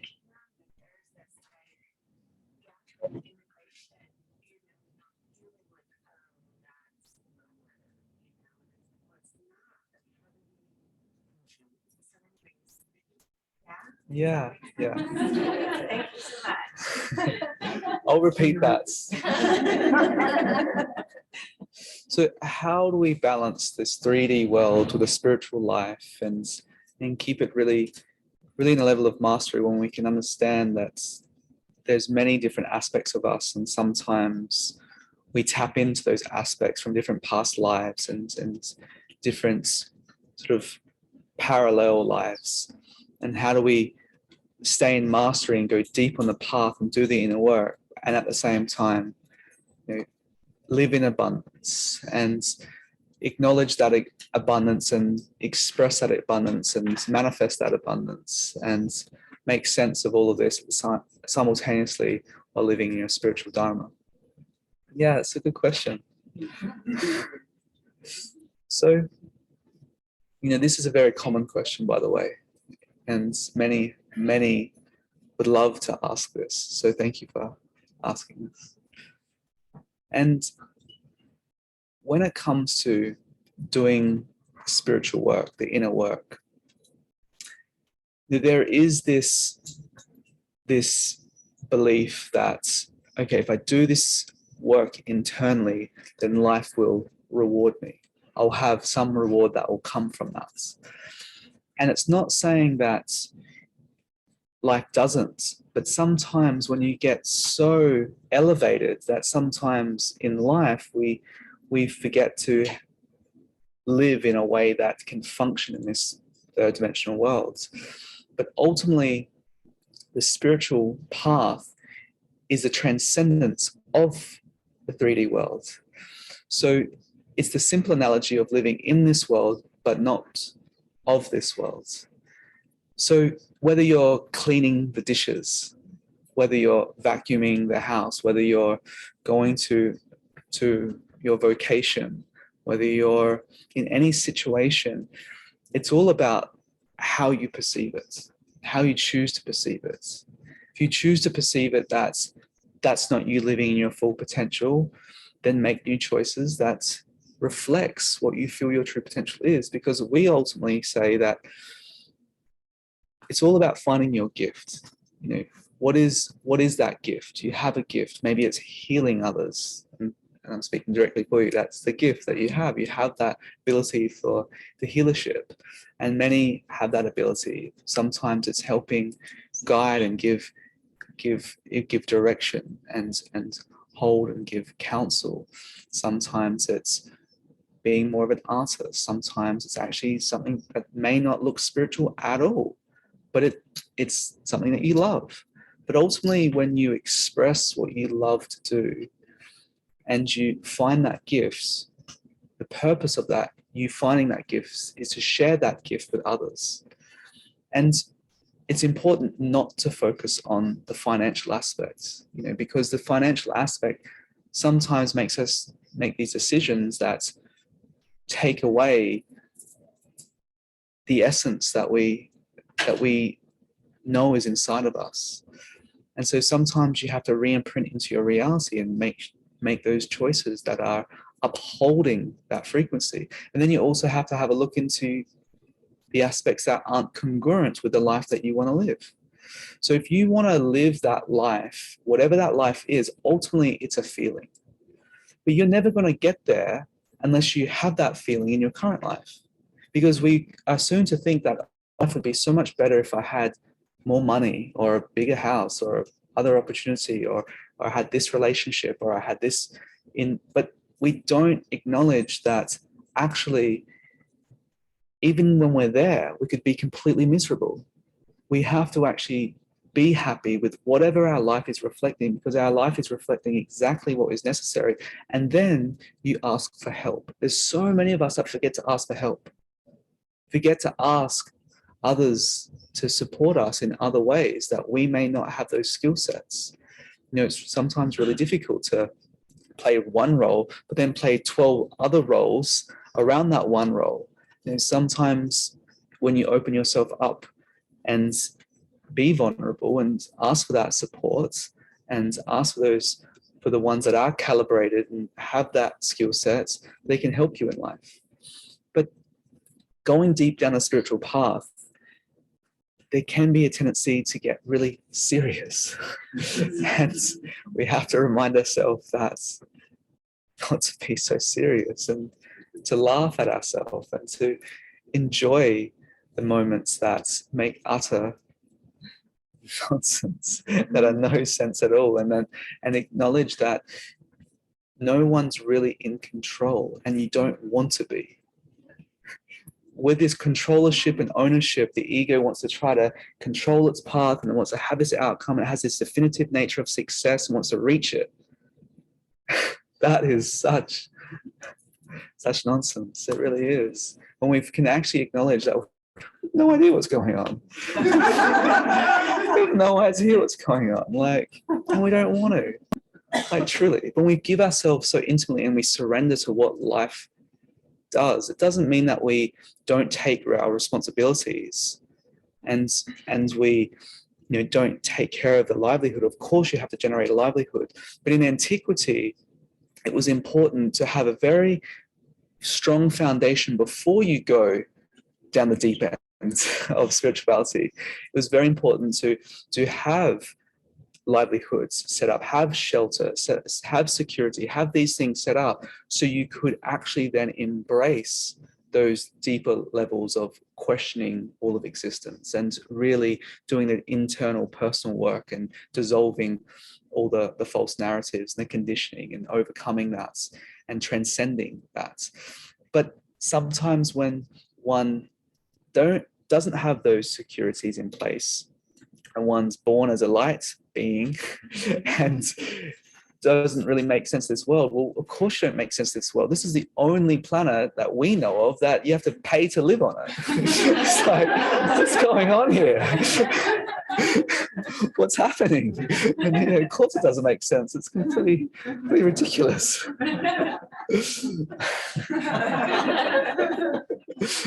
And at the same time, when you align with what your gifts truly are, and you align with others. Sometimes ones want to do it all themselves and they want to manifest it themselves and they feel like they have to do it themselves. That's one option. The other option is partner with others that can help in the blind spots and the skill sets that you might not have. And then more and more of that co-creation can actually contribute to each other and contribute to a greater cause. And so our belief is that when you become so embodied of the frequency, of the feeling, of the vision that you wish to manifest, you don't chase life, you attract life. And that's the secret. Like, that's really the secret. But why don't we attract the life? It's like, oh, I spend 5 hours in prayer and meditation and it hasn't arrived on my doorstep. What's going on? Well, that's the inner work. Then it's like, okay, so what programming, what 5-year-old was told that money doesn't grow on trees? Well, it's made out of paper, isn't it? It's like, so, you know, so what 5-year-old was told that you have to, you know, this image of success, especially in the Western world, is this idea of success looks like this pretty picture. No, success is having a pure heart, a virtuous nature, and a smile on your face. When you close your eyes, you feel peace. When you open your eyes, what can I give? How can I show up? Like, that to us is success. And, you know, it's not about attaining these high exalted spiritual states. It's about absorbing all aspects of the spectrum of life and grounding that into the here and now, and being completely present and fully accepting all that life has to offer, because ultimately it's a reflection of your own creation. And you can either be unconscious of that creation, or you can be a conscious creator. And when you partner with other conscious creators, then you have a very powerful field. And that field of resonance attracts that light frequency into your reality. And it all starts with a belief that you're worthy. You're worthy.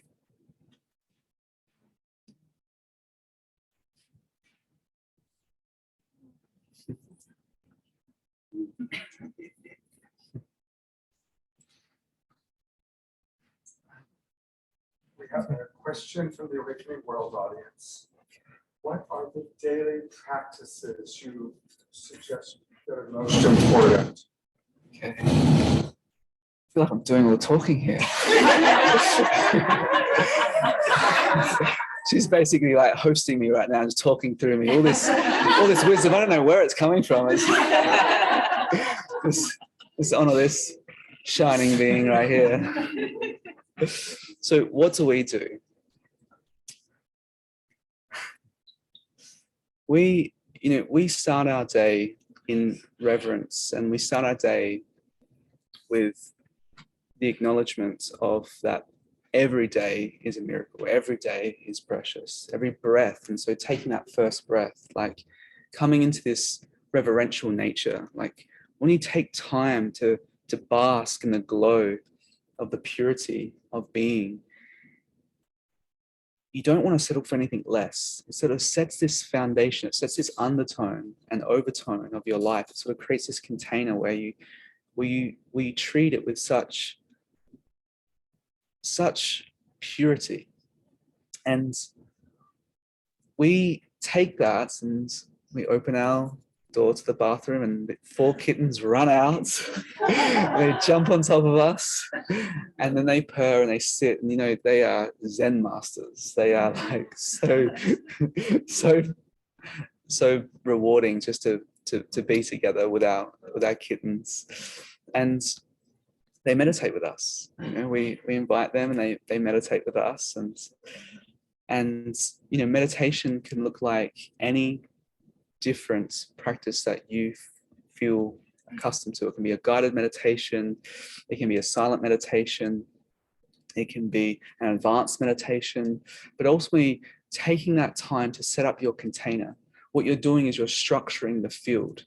So if you wake up with an alarm and you just jump out of bed, you're going to be, or jump onto your phone, your frequency isn't going to be very coherent. It's not going to be in a very coherent manner. But if you wake up in this reverential and honoring life, appreciating life, acknowledging the gift that life is, and then meditating and cultivating the light inside you and around you, you can start structuring space-time. You structure, basically, you create a coherent signature around your field. And then what you attract is a coherent signal to that. So we recommend, you know, meditating, and maybe it's reciting prayer. Maybe there's a devotion. Maybe you want to contribute in a devotional manner and to a higher power, to a higher calling, to something that reminds you of the love inside you. But when you start off in that space of love, in that space of resonance, that space of coherence, that space of connection, that becomes the foundation for your day. And so starting your day with presence, that's what we recommend. Starting your day with presence and being mindful to continue your day with presence, like returning to that presence. It's so quick to like get on the phone and, you know, get caught up in life. But it's important to have those reminders. Come back to your center, come back to what we call 12 o'clock, true north, which is basically a very simple technique, which is visualizing an arrow pointing up at true north, or the small and big hand on the clock pointing at 12 o'clock. And if you do that consistently, you come into this vertical alignment. You have this powerful technology that is your human biology, and this energetic field, this bioenergetic field. When you learn how to master your energy, and you master sort of the invisible energetic expression of your being, and you start tapping into this wisdom inside you, you start becoming really present with life. You become really empowered by life. And so we suggest to start with presence, set up your day with gratitude, appreciation, spend time with your animals, spend time with your children, and spend time with, if you have the honor and blessing, to watch the sunrise. And if you, of course, have to go to work and you have to do what you need to do for your livelihoods, wake up earlier. If you don't like waking up early, go to bed earlier. So it's easy to wake up earlier. And when you do that consistently, you'll notice a big change. You notice a big shift in your response to life. You'll be less reactive and more responsive, and hence more responsible. And so some of the practices that we do sometimes 6-hour practices, 8-hour practices, sometimes even longer. So, you know, we, depending upon what we're doing, whether we're working, healing, whether we're, you know, there's many different things that we do that sometimes don't pertain to this world. But ultimately, coming to presence, coming to resonance. And, you know, there's many different, yeah, that's another beautiful skill set, is opening your heart to the sun every morning, you know, inviting the light into your heart every morning, and calling in more the life principle, the life force principle, into your body, feeling like every single cell becomes a sun, becomes a point of light, and it's just opening up more and more light in your life. And as you start cultivating more and more light, then you can shine more and more lights onto others. And we also recommend, you know, intermediate fasting is a good thing to stay empty in the morning periods when you're doing this meditation. It's harder to meditate on a full stomach, so making sure that you're meditating and you're cultivating in a more of an empty state.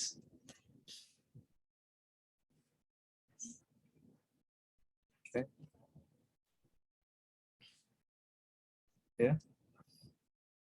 There's one last question, and that's, what advice do you have for someone who's struggling with loving themselves? Mm-hmm.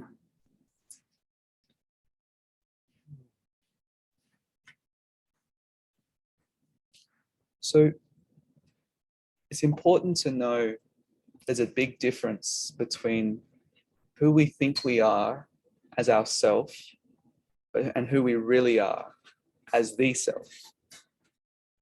It's hard to love ourselves when we've been conditioned to believe that we are this person with these shadows, and that we don't like our body, doesn't fit the image of the mainstream narrative. We have been told from heartbreaking relationships that we're not good enough and we don't know how to give love, or we haven't felt love because we haven't had loving parents in our life and we haven't had role models that have exemplified what love truly is. It's hard to even know what love is, let alone who you truly are in those situations. And so it's not about needing to love the person that you think you are. It's about acknowledging that when you stop that identity, when you stop that story for a moment, love is present. So you don't actually have to love yourself. It's actually impossible to love yourself because you actually are love. But the mind can't handle this. It's sort of like, no, give me an object so I can love that or project my love onto that object. But that's the unfortunate thing, is that we're taught that we have to give love, or we have to exemplify our worth through acts of love.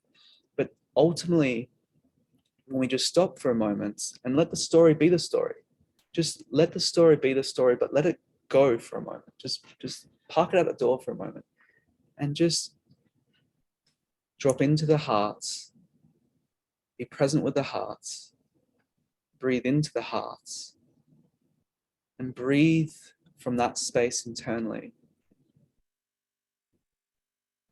Love won't be something that you find. Love will be something that finds you. And that's something that is really important to remember, is that if you can't love the person that you are, if you can't love the image that you see in life, then you have to allow yourself to see beyond the image, see beyond the person. And when you give yourself a moment and focus on something that you do love, maybe you love the sunsets, maybe you love an innocent child, maybe you love beautiful animals, maybe there's a piece of music that you love. When you can start listening or focusing or paying attention to the things that evoke a feeling of connection, a feeling of love inside you, and then you allow that feeling to go deeper and deeper inside you, the person that you think you are will start dissolving, and the love that you truly are will start emanating. And then love finds you in such a way that it becomes you. And so loving who you are, you might have loved who you were in your 20s, you might have loved who you were in your 30s, but you didn't love who you were in your 40s. Like, this is always this transitional identity that's changing every single day. We're talking about a love that's unchanging. We're talking about the true self that isn't based on conditioning, that isn't based on the appearance, isn't based on the narrative. It's actually what you already are. And all you have to do is drop your defenses around that. And that's ultimately the journey that everyone's on, is to be so innocent. All the defenses melt away. And there's this one thing that we all have in common, and it's the love that we truly are inside. So whether you love yourself, your image, your personality, your perception, that's not the love that we're speaking about. The love that we're speaking about is the impersonal love, is a love that remains when everything goes.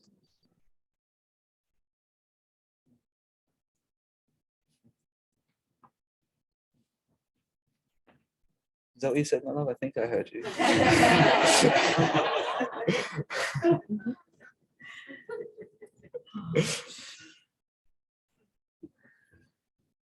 I feel that I have the perfect musical way to express this that has been shared so beautifully.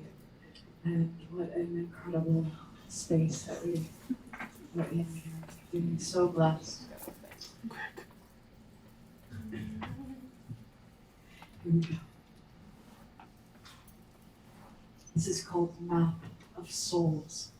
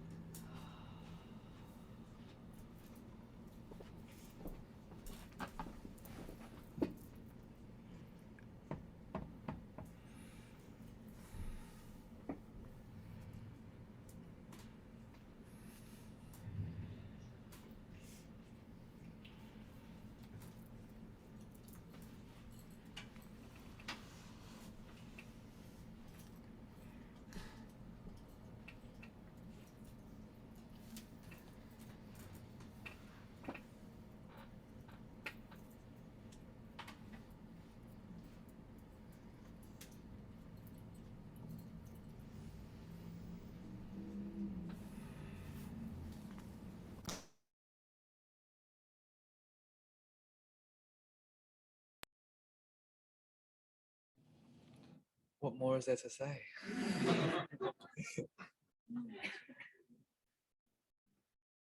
Thank you, beloved. That was gorgeous and stunning. We quite enjoy the weaving. It's amazing how the words that come through them are choosing the next, or informing the next music that wants to be. And then the music takes the space and the questions come and they just really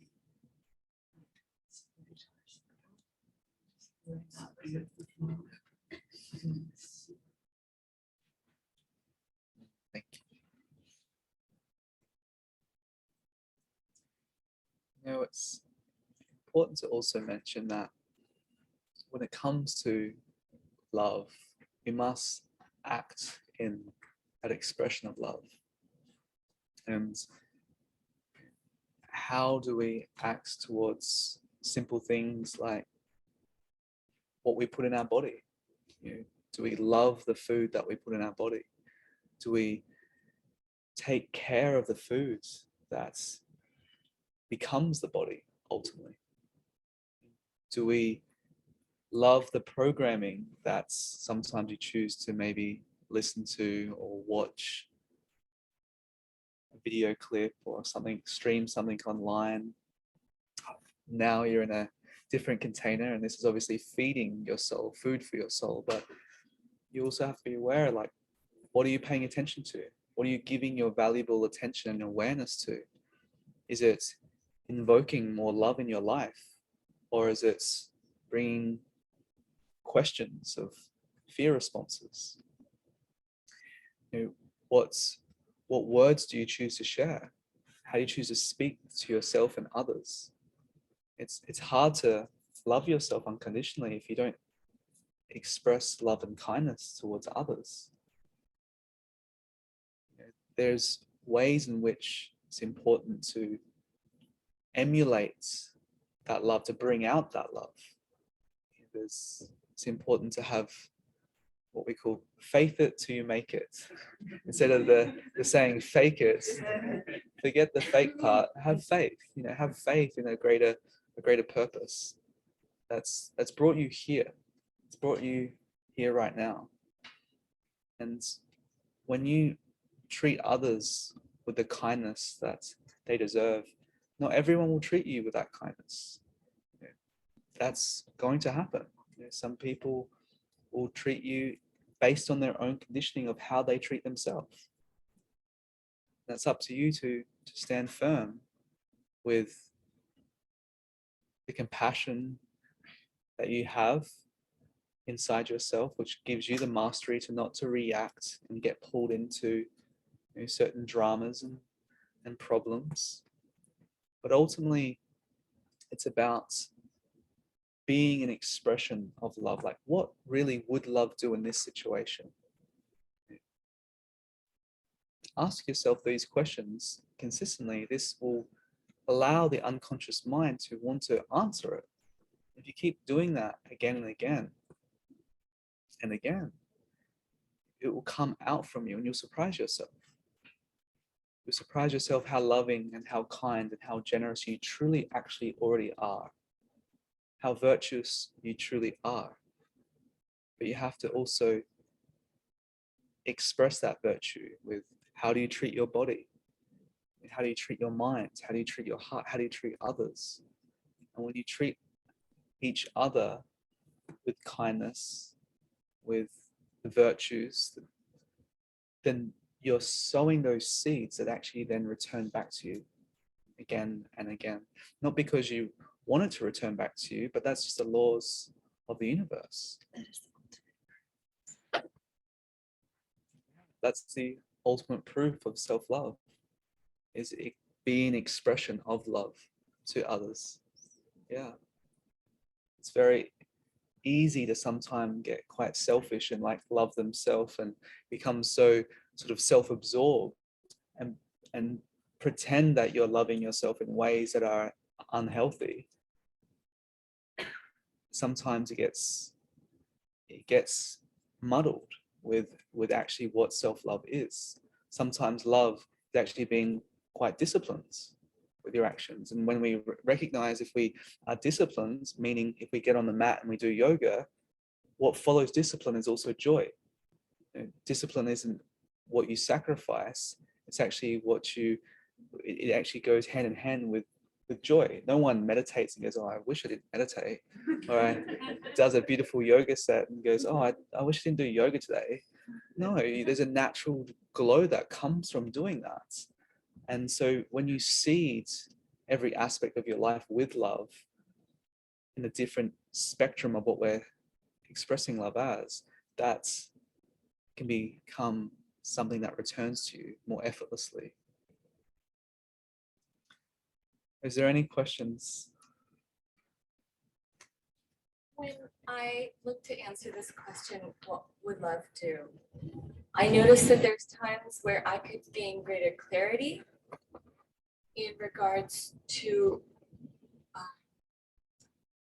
when I might be going into an unhealthy codependency or a martyrdom, you know, that kind of like, let me just keep loving you, and maybe I'm not in balance or in my center, or perhaps I'm even enabling. And so I'm wondering if there are some words you could bring to help clarify the challenge of answering this question, what would love do? Absolutely. Love is mastery. Love is mastery. You know, it's easy to judge codependency, but when we acknowledge that a child needs to be codependent to actually be raised, then that's something that is obvious. You know, so codependency has its use in the way in which it lives its life.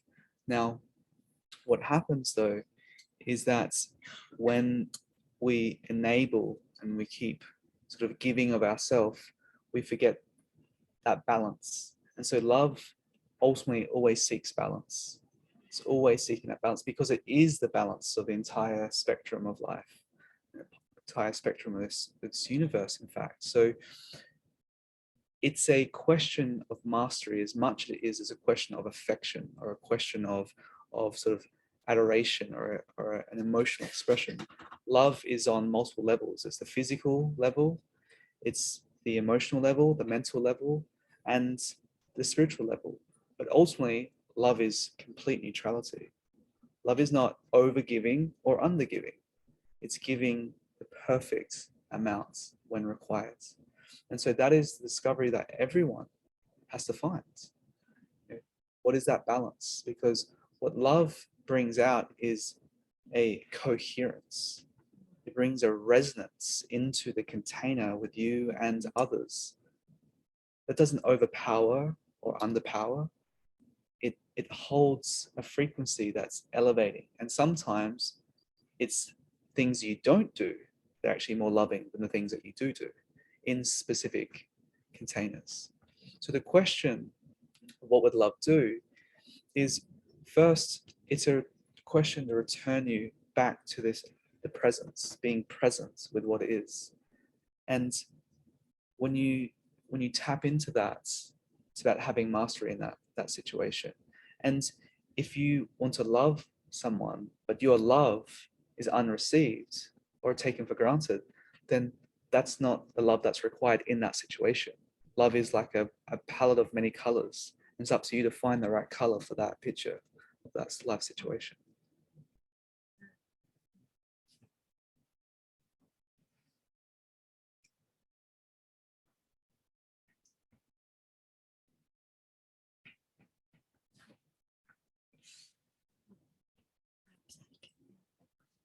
Yes, love only knows how to give from a full cup.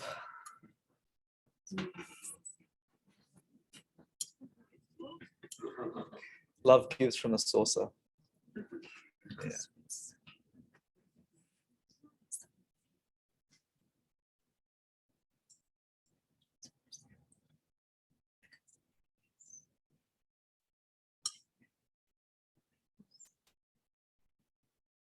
Yes.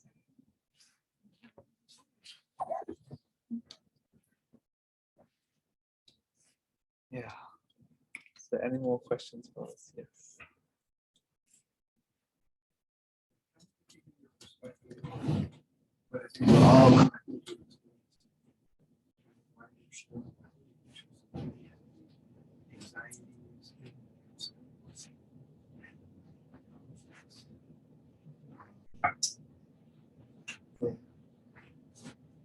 This one thing to see the safe place, not focus on the see it outwardly. There seems to be some very real deep challenges from we're living in.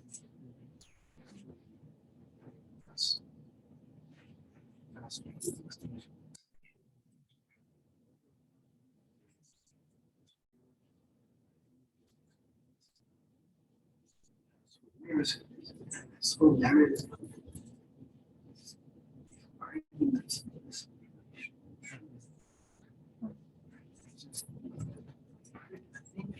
All the questions to ask, none of them have been asked before, but for this period of time.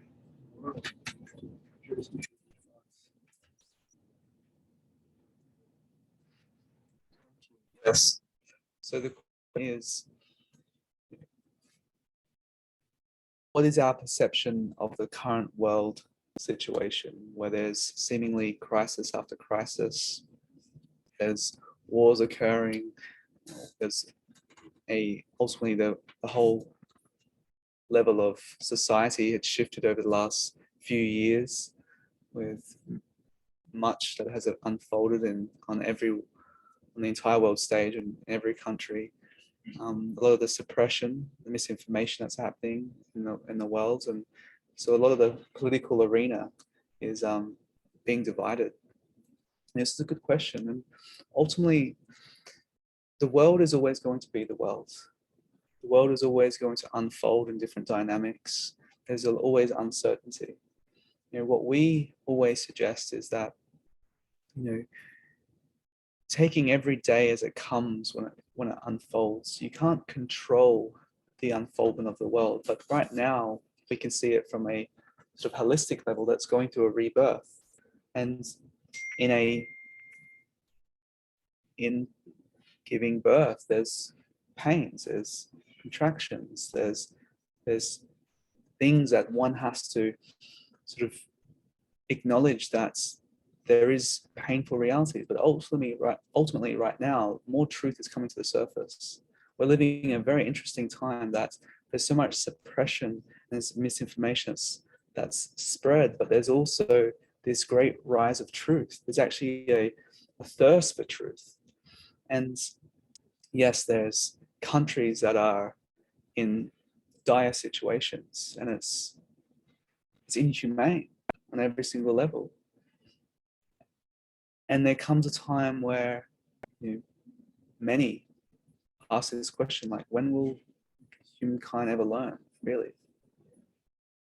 And there's an opportunity right now. There's an opportunity for greater peace and unity to come.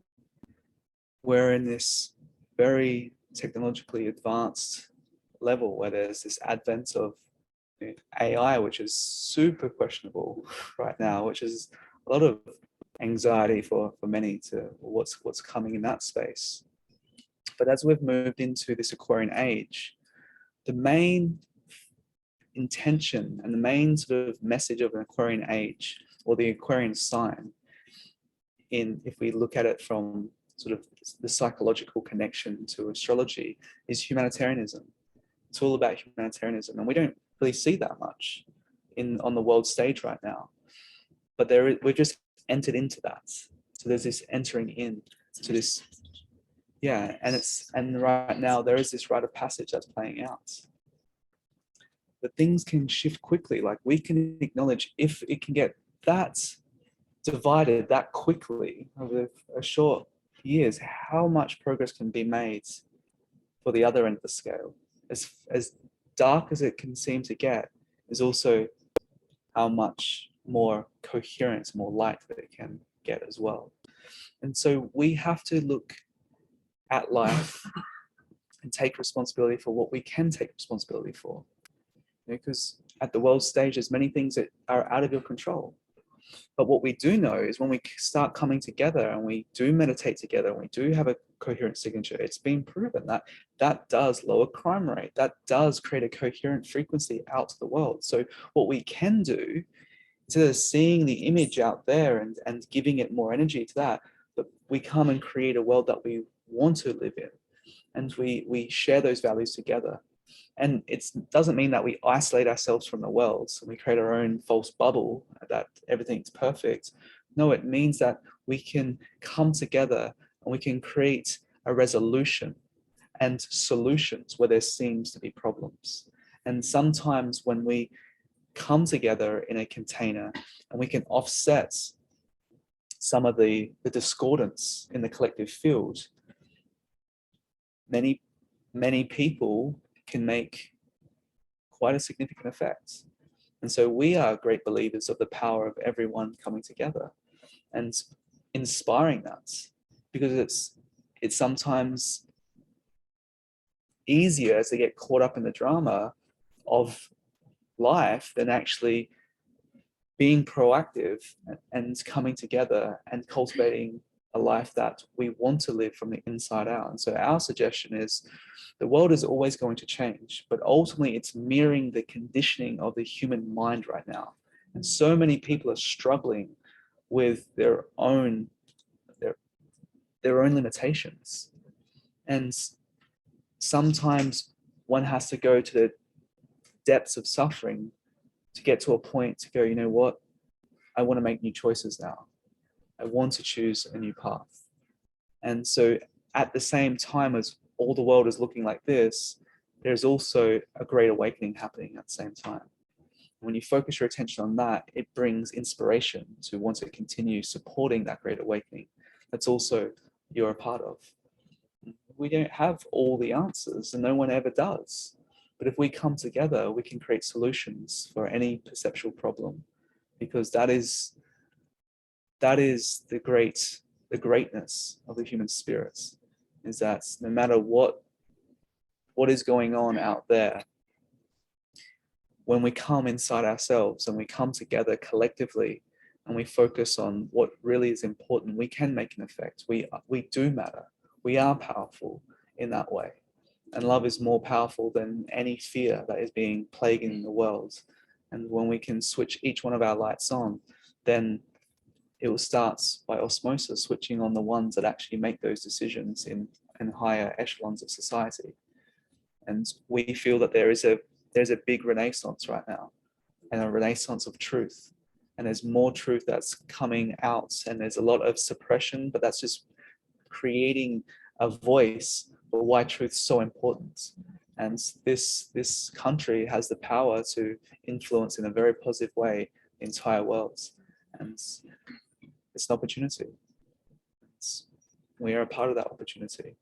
So we must make sure that we choose the right leaders that are expressing truth. And we also become an expression of that truth that we want to see.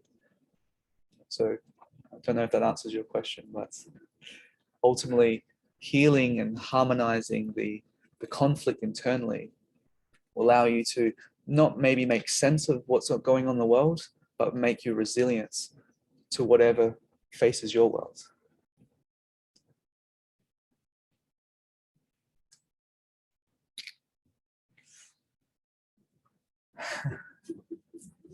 Change is on the horizon though. Do you want to bear good news? Yes. Working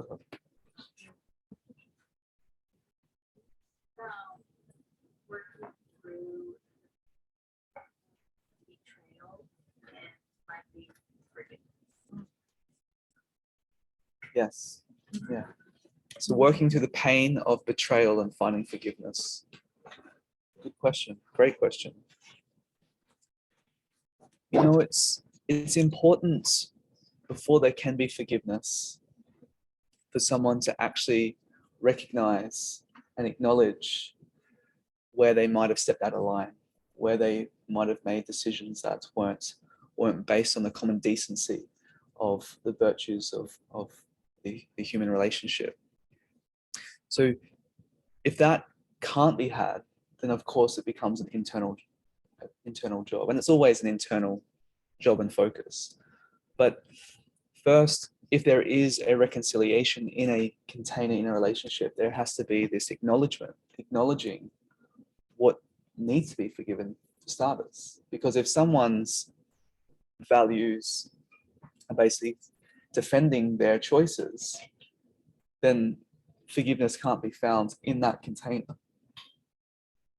So that's the first thing. And when there's a reconciliation, a natural remorse, a natural acknowledgement of like, okay, I've learned from that, then it becomes an opportunity to resolve that consciously together. But there has to be healthy boundaries in that setting. Now, if there's not the opportunity for that, how does one find forgiveness? So if there's not that opportunity to find forgiveness in those types of container, it's interesting because there's many layers to this. So there's layers to this where why is one attracted to that situation in life? So always bringing it back to yourself is the most noble path and the courageous path that's not always easy. Like, how do I attract this type of relationship when this happens?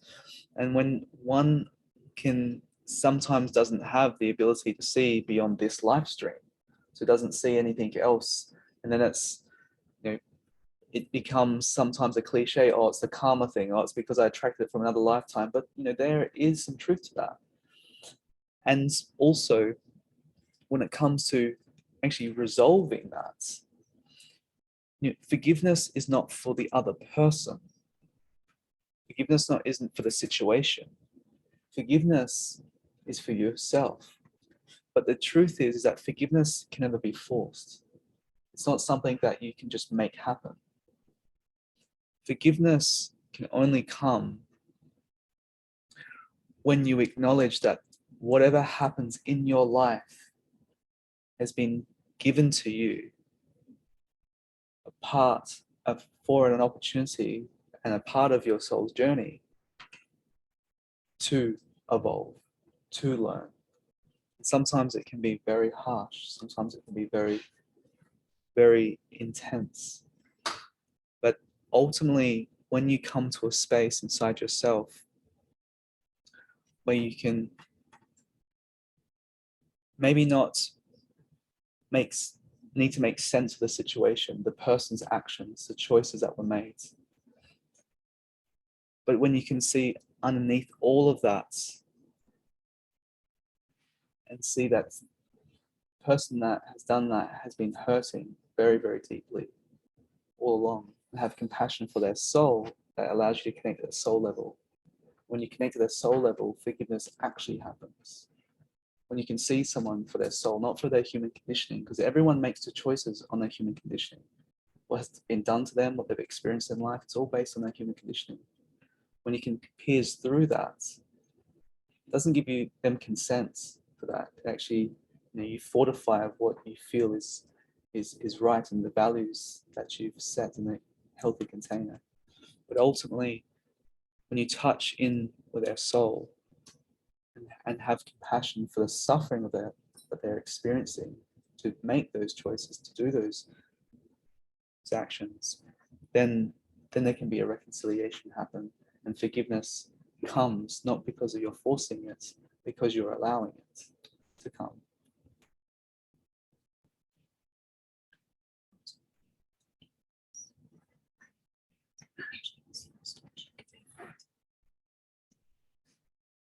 Did you hear that? It was really good. But forgiveness, true forgiveness, is pain that never existed. That's true forgiveness. And that's a hard one to swallow. That's a hard one. Exactly. Yes. Yeah. And forgiveness unbinds you. So for example, when there is any types of grudges or anything that's holding on, forgiveness allows to unbind you and unchain you from that soul contract of that experience that you had. So you can be free to choose. Yeah.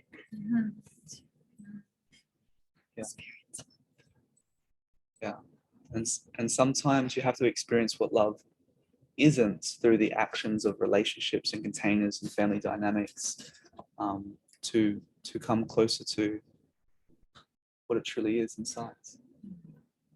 But you know, forgiveness isn't something that can be forced, but it's when you acknowledge that everything in your life is giving you the opportunity to evolve. It's giving you the opportunity for freedom. When you look at life like that, it ultimately allows you to touch a level deeper.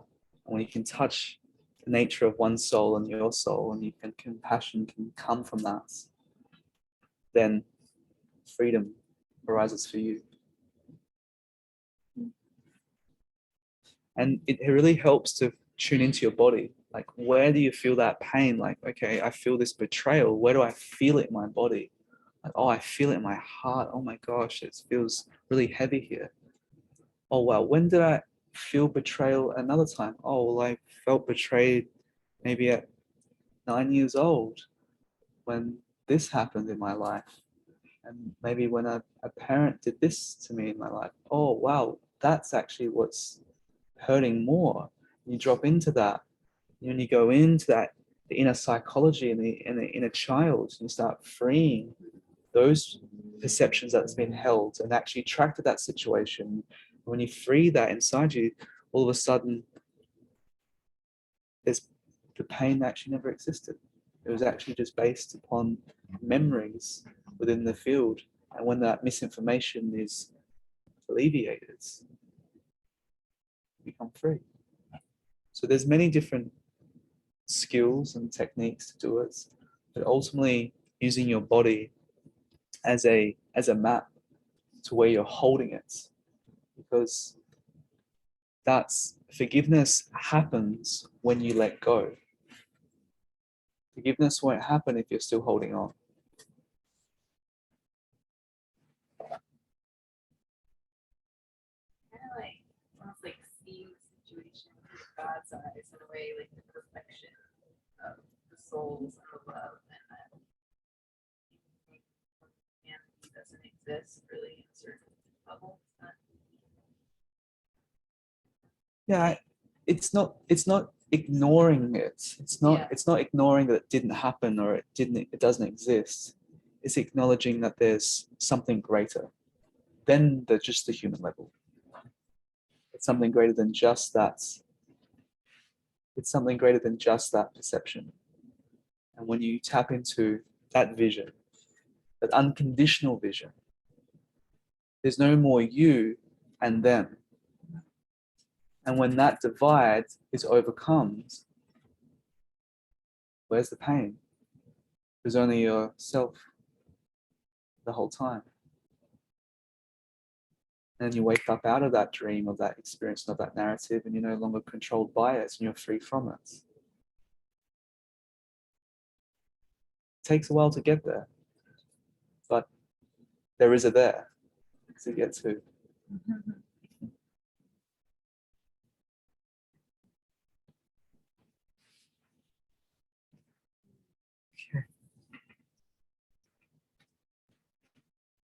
I've been volunteering at Celia's house for the last year and a half.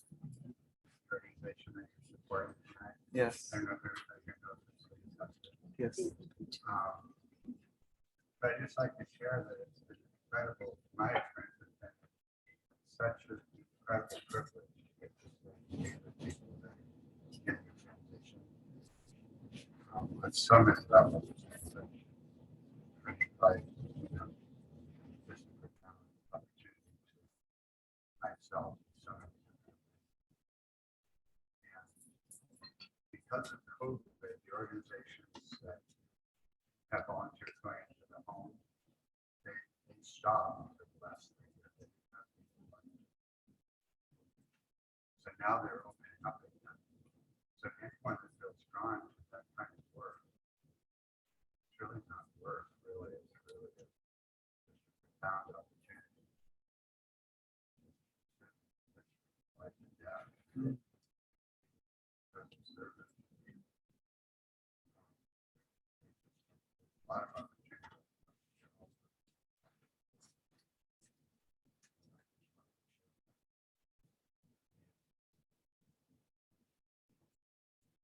only the process of transition, which Mark worked with, I really didn't know how much dying was. And to sit yourself without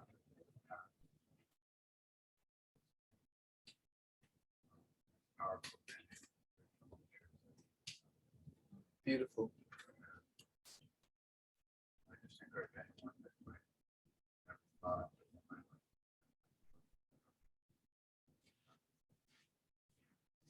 Thank you. What's your name? My name is Avram. Of Avram? Avram is just sharing, just want to repeat. Thank you, Avram. Sharing his transformative experience in hospice, just helping souls transition. Noble work and service, and encouraging anyone that would like to be a part of that and volunteer. And we would also second that. And it is very sacred. It's a very sacred opportunity to be with someone as they're transitioning. You know, there's a lot of fear sometimes around the whole idea of death, and to be in such a loving container and support can help someone tremendously.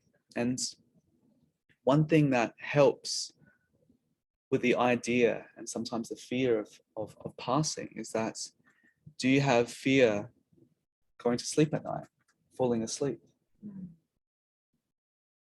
The answer is, for most, would be, not all, would be no.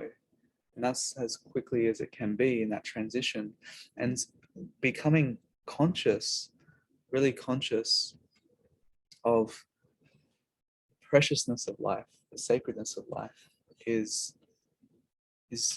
again something that needs to be brought into the frontier of your life, in the front reality of your awareness, to be really aware how much of a miracle it is, and that when there is that transition, to help others through that, you know, what a supreme blessing. We really want to encourage and teach community how to consciously pass, how to consciously transition out of the body when that time comes. And you can, that also alleviates fear, is when you can consciously transition at any moment, when you can actually leave the body at will, and leave through certain ways, that this becomes a sacred practice. And you know, life is the initiation and the preparation for the perfect death. That's what life is. This is what the Egyptians believed, that life is the initiation for the perfect death. And ultimately, the perfect death is leaving and then being rebirthed into the hereafter.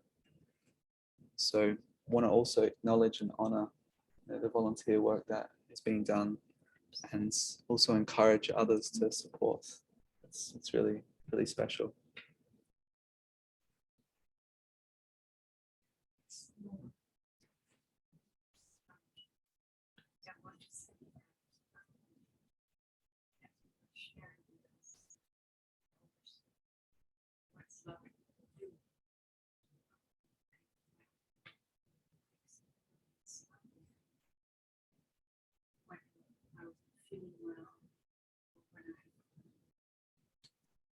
Someone, and that ultimately hurt myself more probably than that person.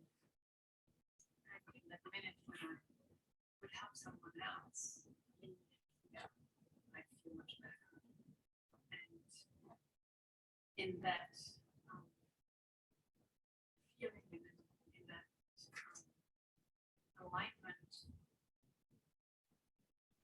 beloved Avram came to me and talked to me about the hospice, and so that's how it goes with tonight. And I just want to reassure that we have already a couple of angels here, and it's going to be an army of angels that's going to come and help the hospice for sure. We have already many names that are that willing to help. Because yeah, I know that many know here what love would do with it. Absolutely. And we know to put your beautiful words into practice. And that's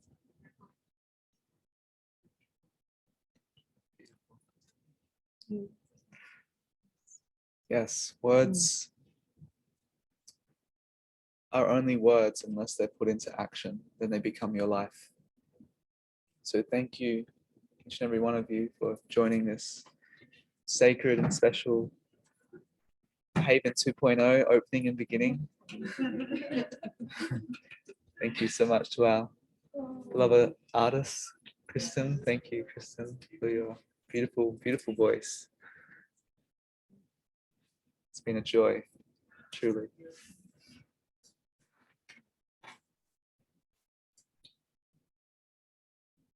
Our Awakening World audiences, this has been an amazing feast of wisdom and sacred music.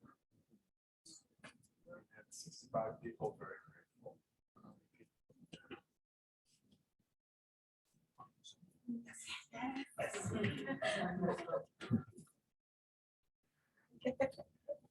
Do we need to, what song would it be if there was one more? And honoring this beautiful hospice service that has been called forth, and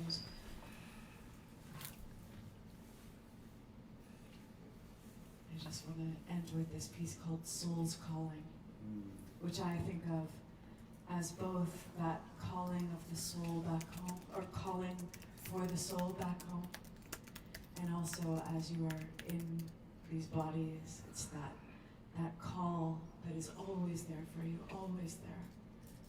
The soul's calling, and it is in the language of the soul. So just listen, and no need to think in words, just think in love and in spirit and in soul. Or actually, don't think at all. Feel, receive in love and spirit. Let's pause with our thinking and feel. We will pause.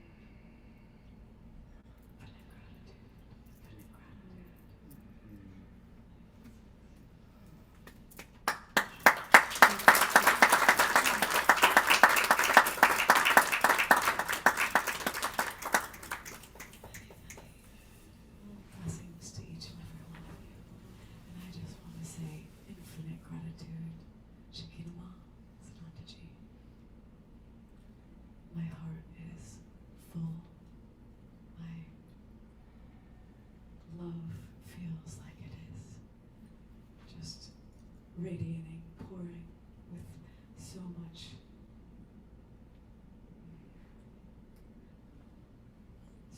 heart. I feel the divine essence just here tonight, and I'm so grateful. Thank you. Scott, thank you for your vision and for your beautiful heart.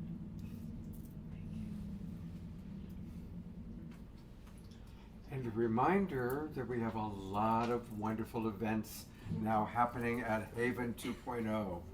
So please come and join us. We're going to be doing a meditation every night at 6:30 p.m. right up here. Of course, we have Nicholas's yoga on Wednesdays. Every Thursday night, we're going to have a special event. Next Thursday night, a week from tonight, Chad Wilkins, an amazing musical artist, all the way from Australia, will be with us. Every Friday night, KES Healings. So please, let's all come back tomorrow night for KES with Mia and the other healers. On Monday nights, we're going to have music nights with Maggie. And that's going to be fun. And we're going to add other things, more yoga, more Qigong.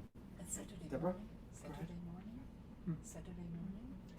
And Saturday morning, we have our Compassionate Connections, which is a chance for us to all come together in circle and really listen to each other and share. And that's going to start this Saturday at 9 o'clock in the morning, 9 a.m., and then at 11 a.m., the Miracle Mentorship. So we'll watch it right from here. We'll go straight from that into Miracle Mentorship at 11 a.m., and that's this Saturday the 15th. So thank you, everybody, for coming, and thank you for supporting Celia's house. And thank you, of course, our beloved TwinRay, our teachers. Thank you so much.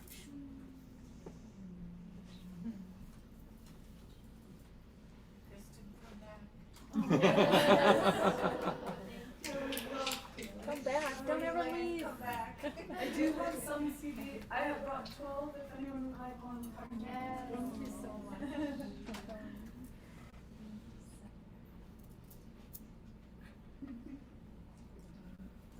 Good night, everyone. Good night. Love you.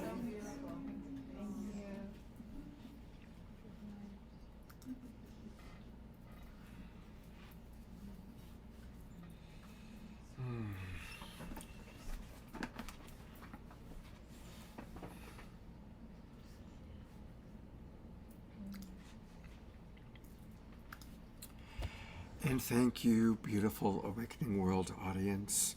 It was so wonderful to have you with us tonight. Come back on our next event, will be Saturday night. And we have Soul Search, Meet the Psychics. It's going to be a beautiful night. Saturday night, 6 o'clock Pacific time. We'll see you all then. Thank you, beloved brother Omashar, for your music at the beginning. And I look forward to seeing all of you on Saturday night. Good night, everyone.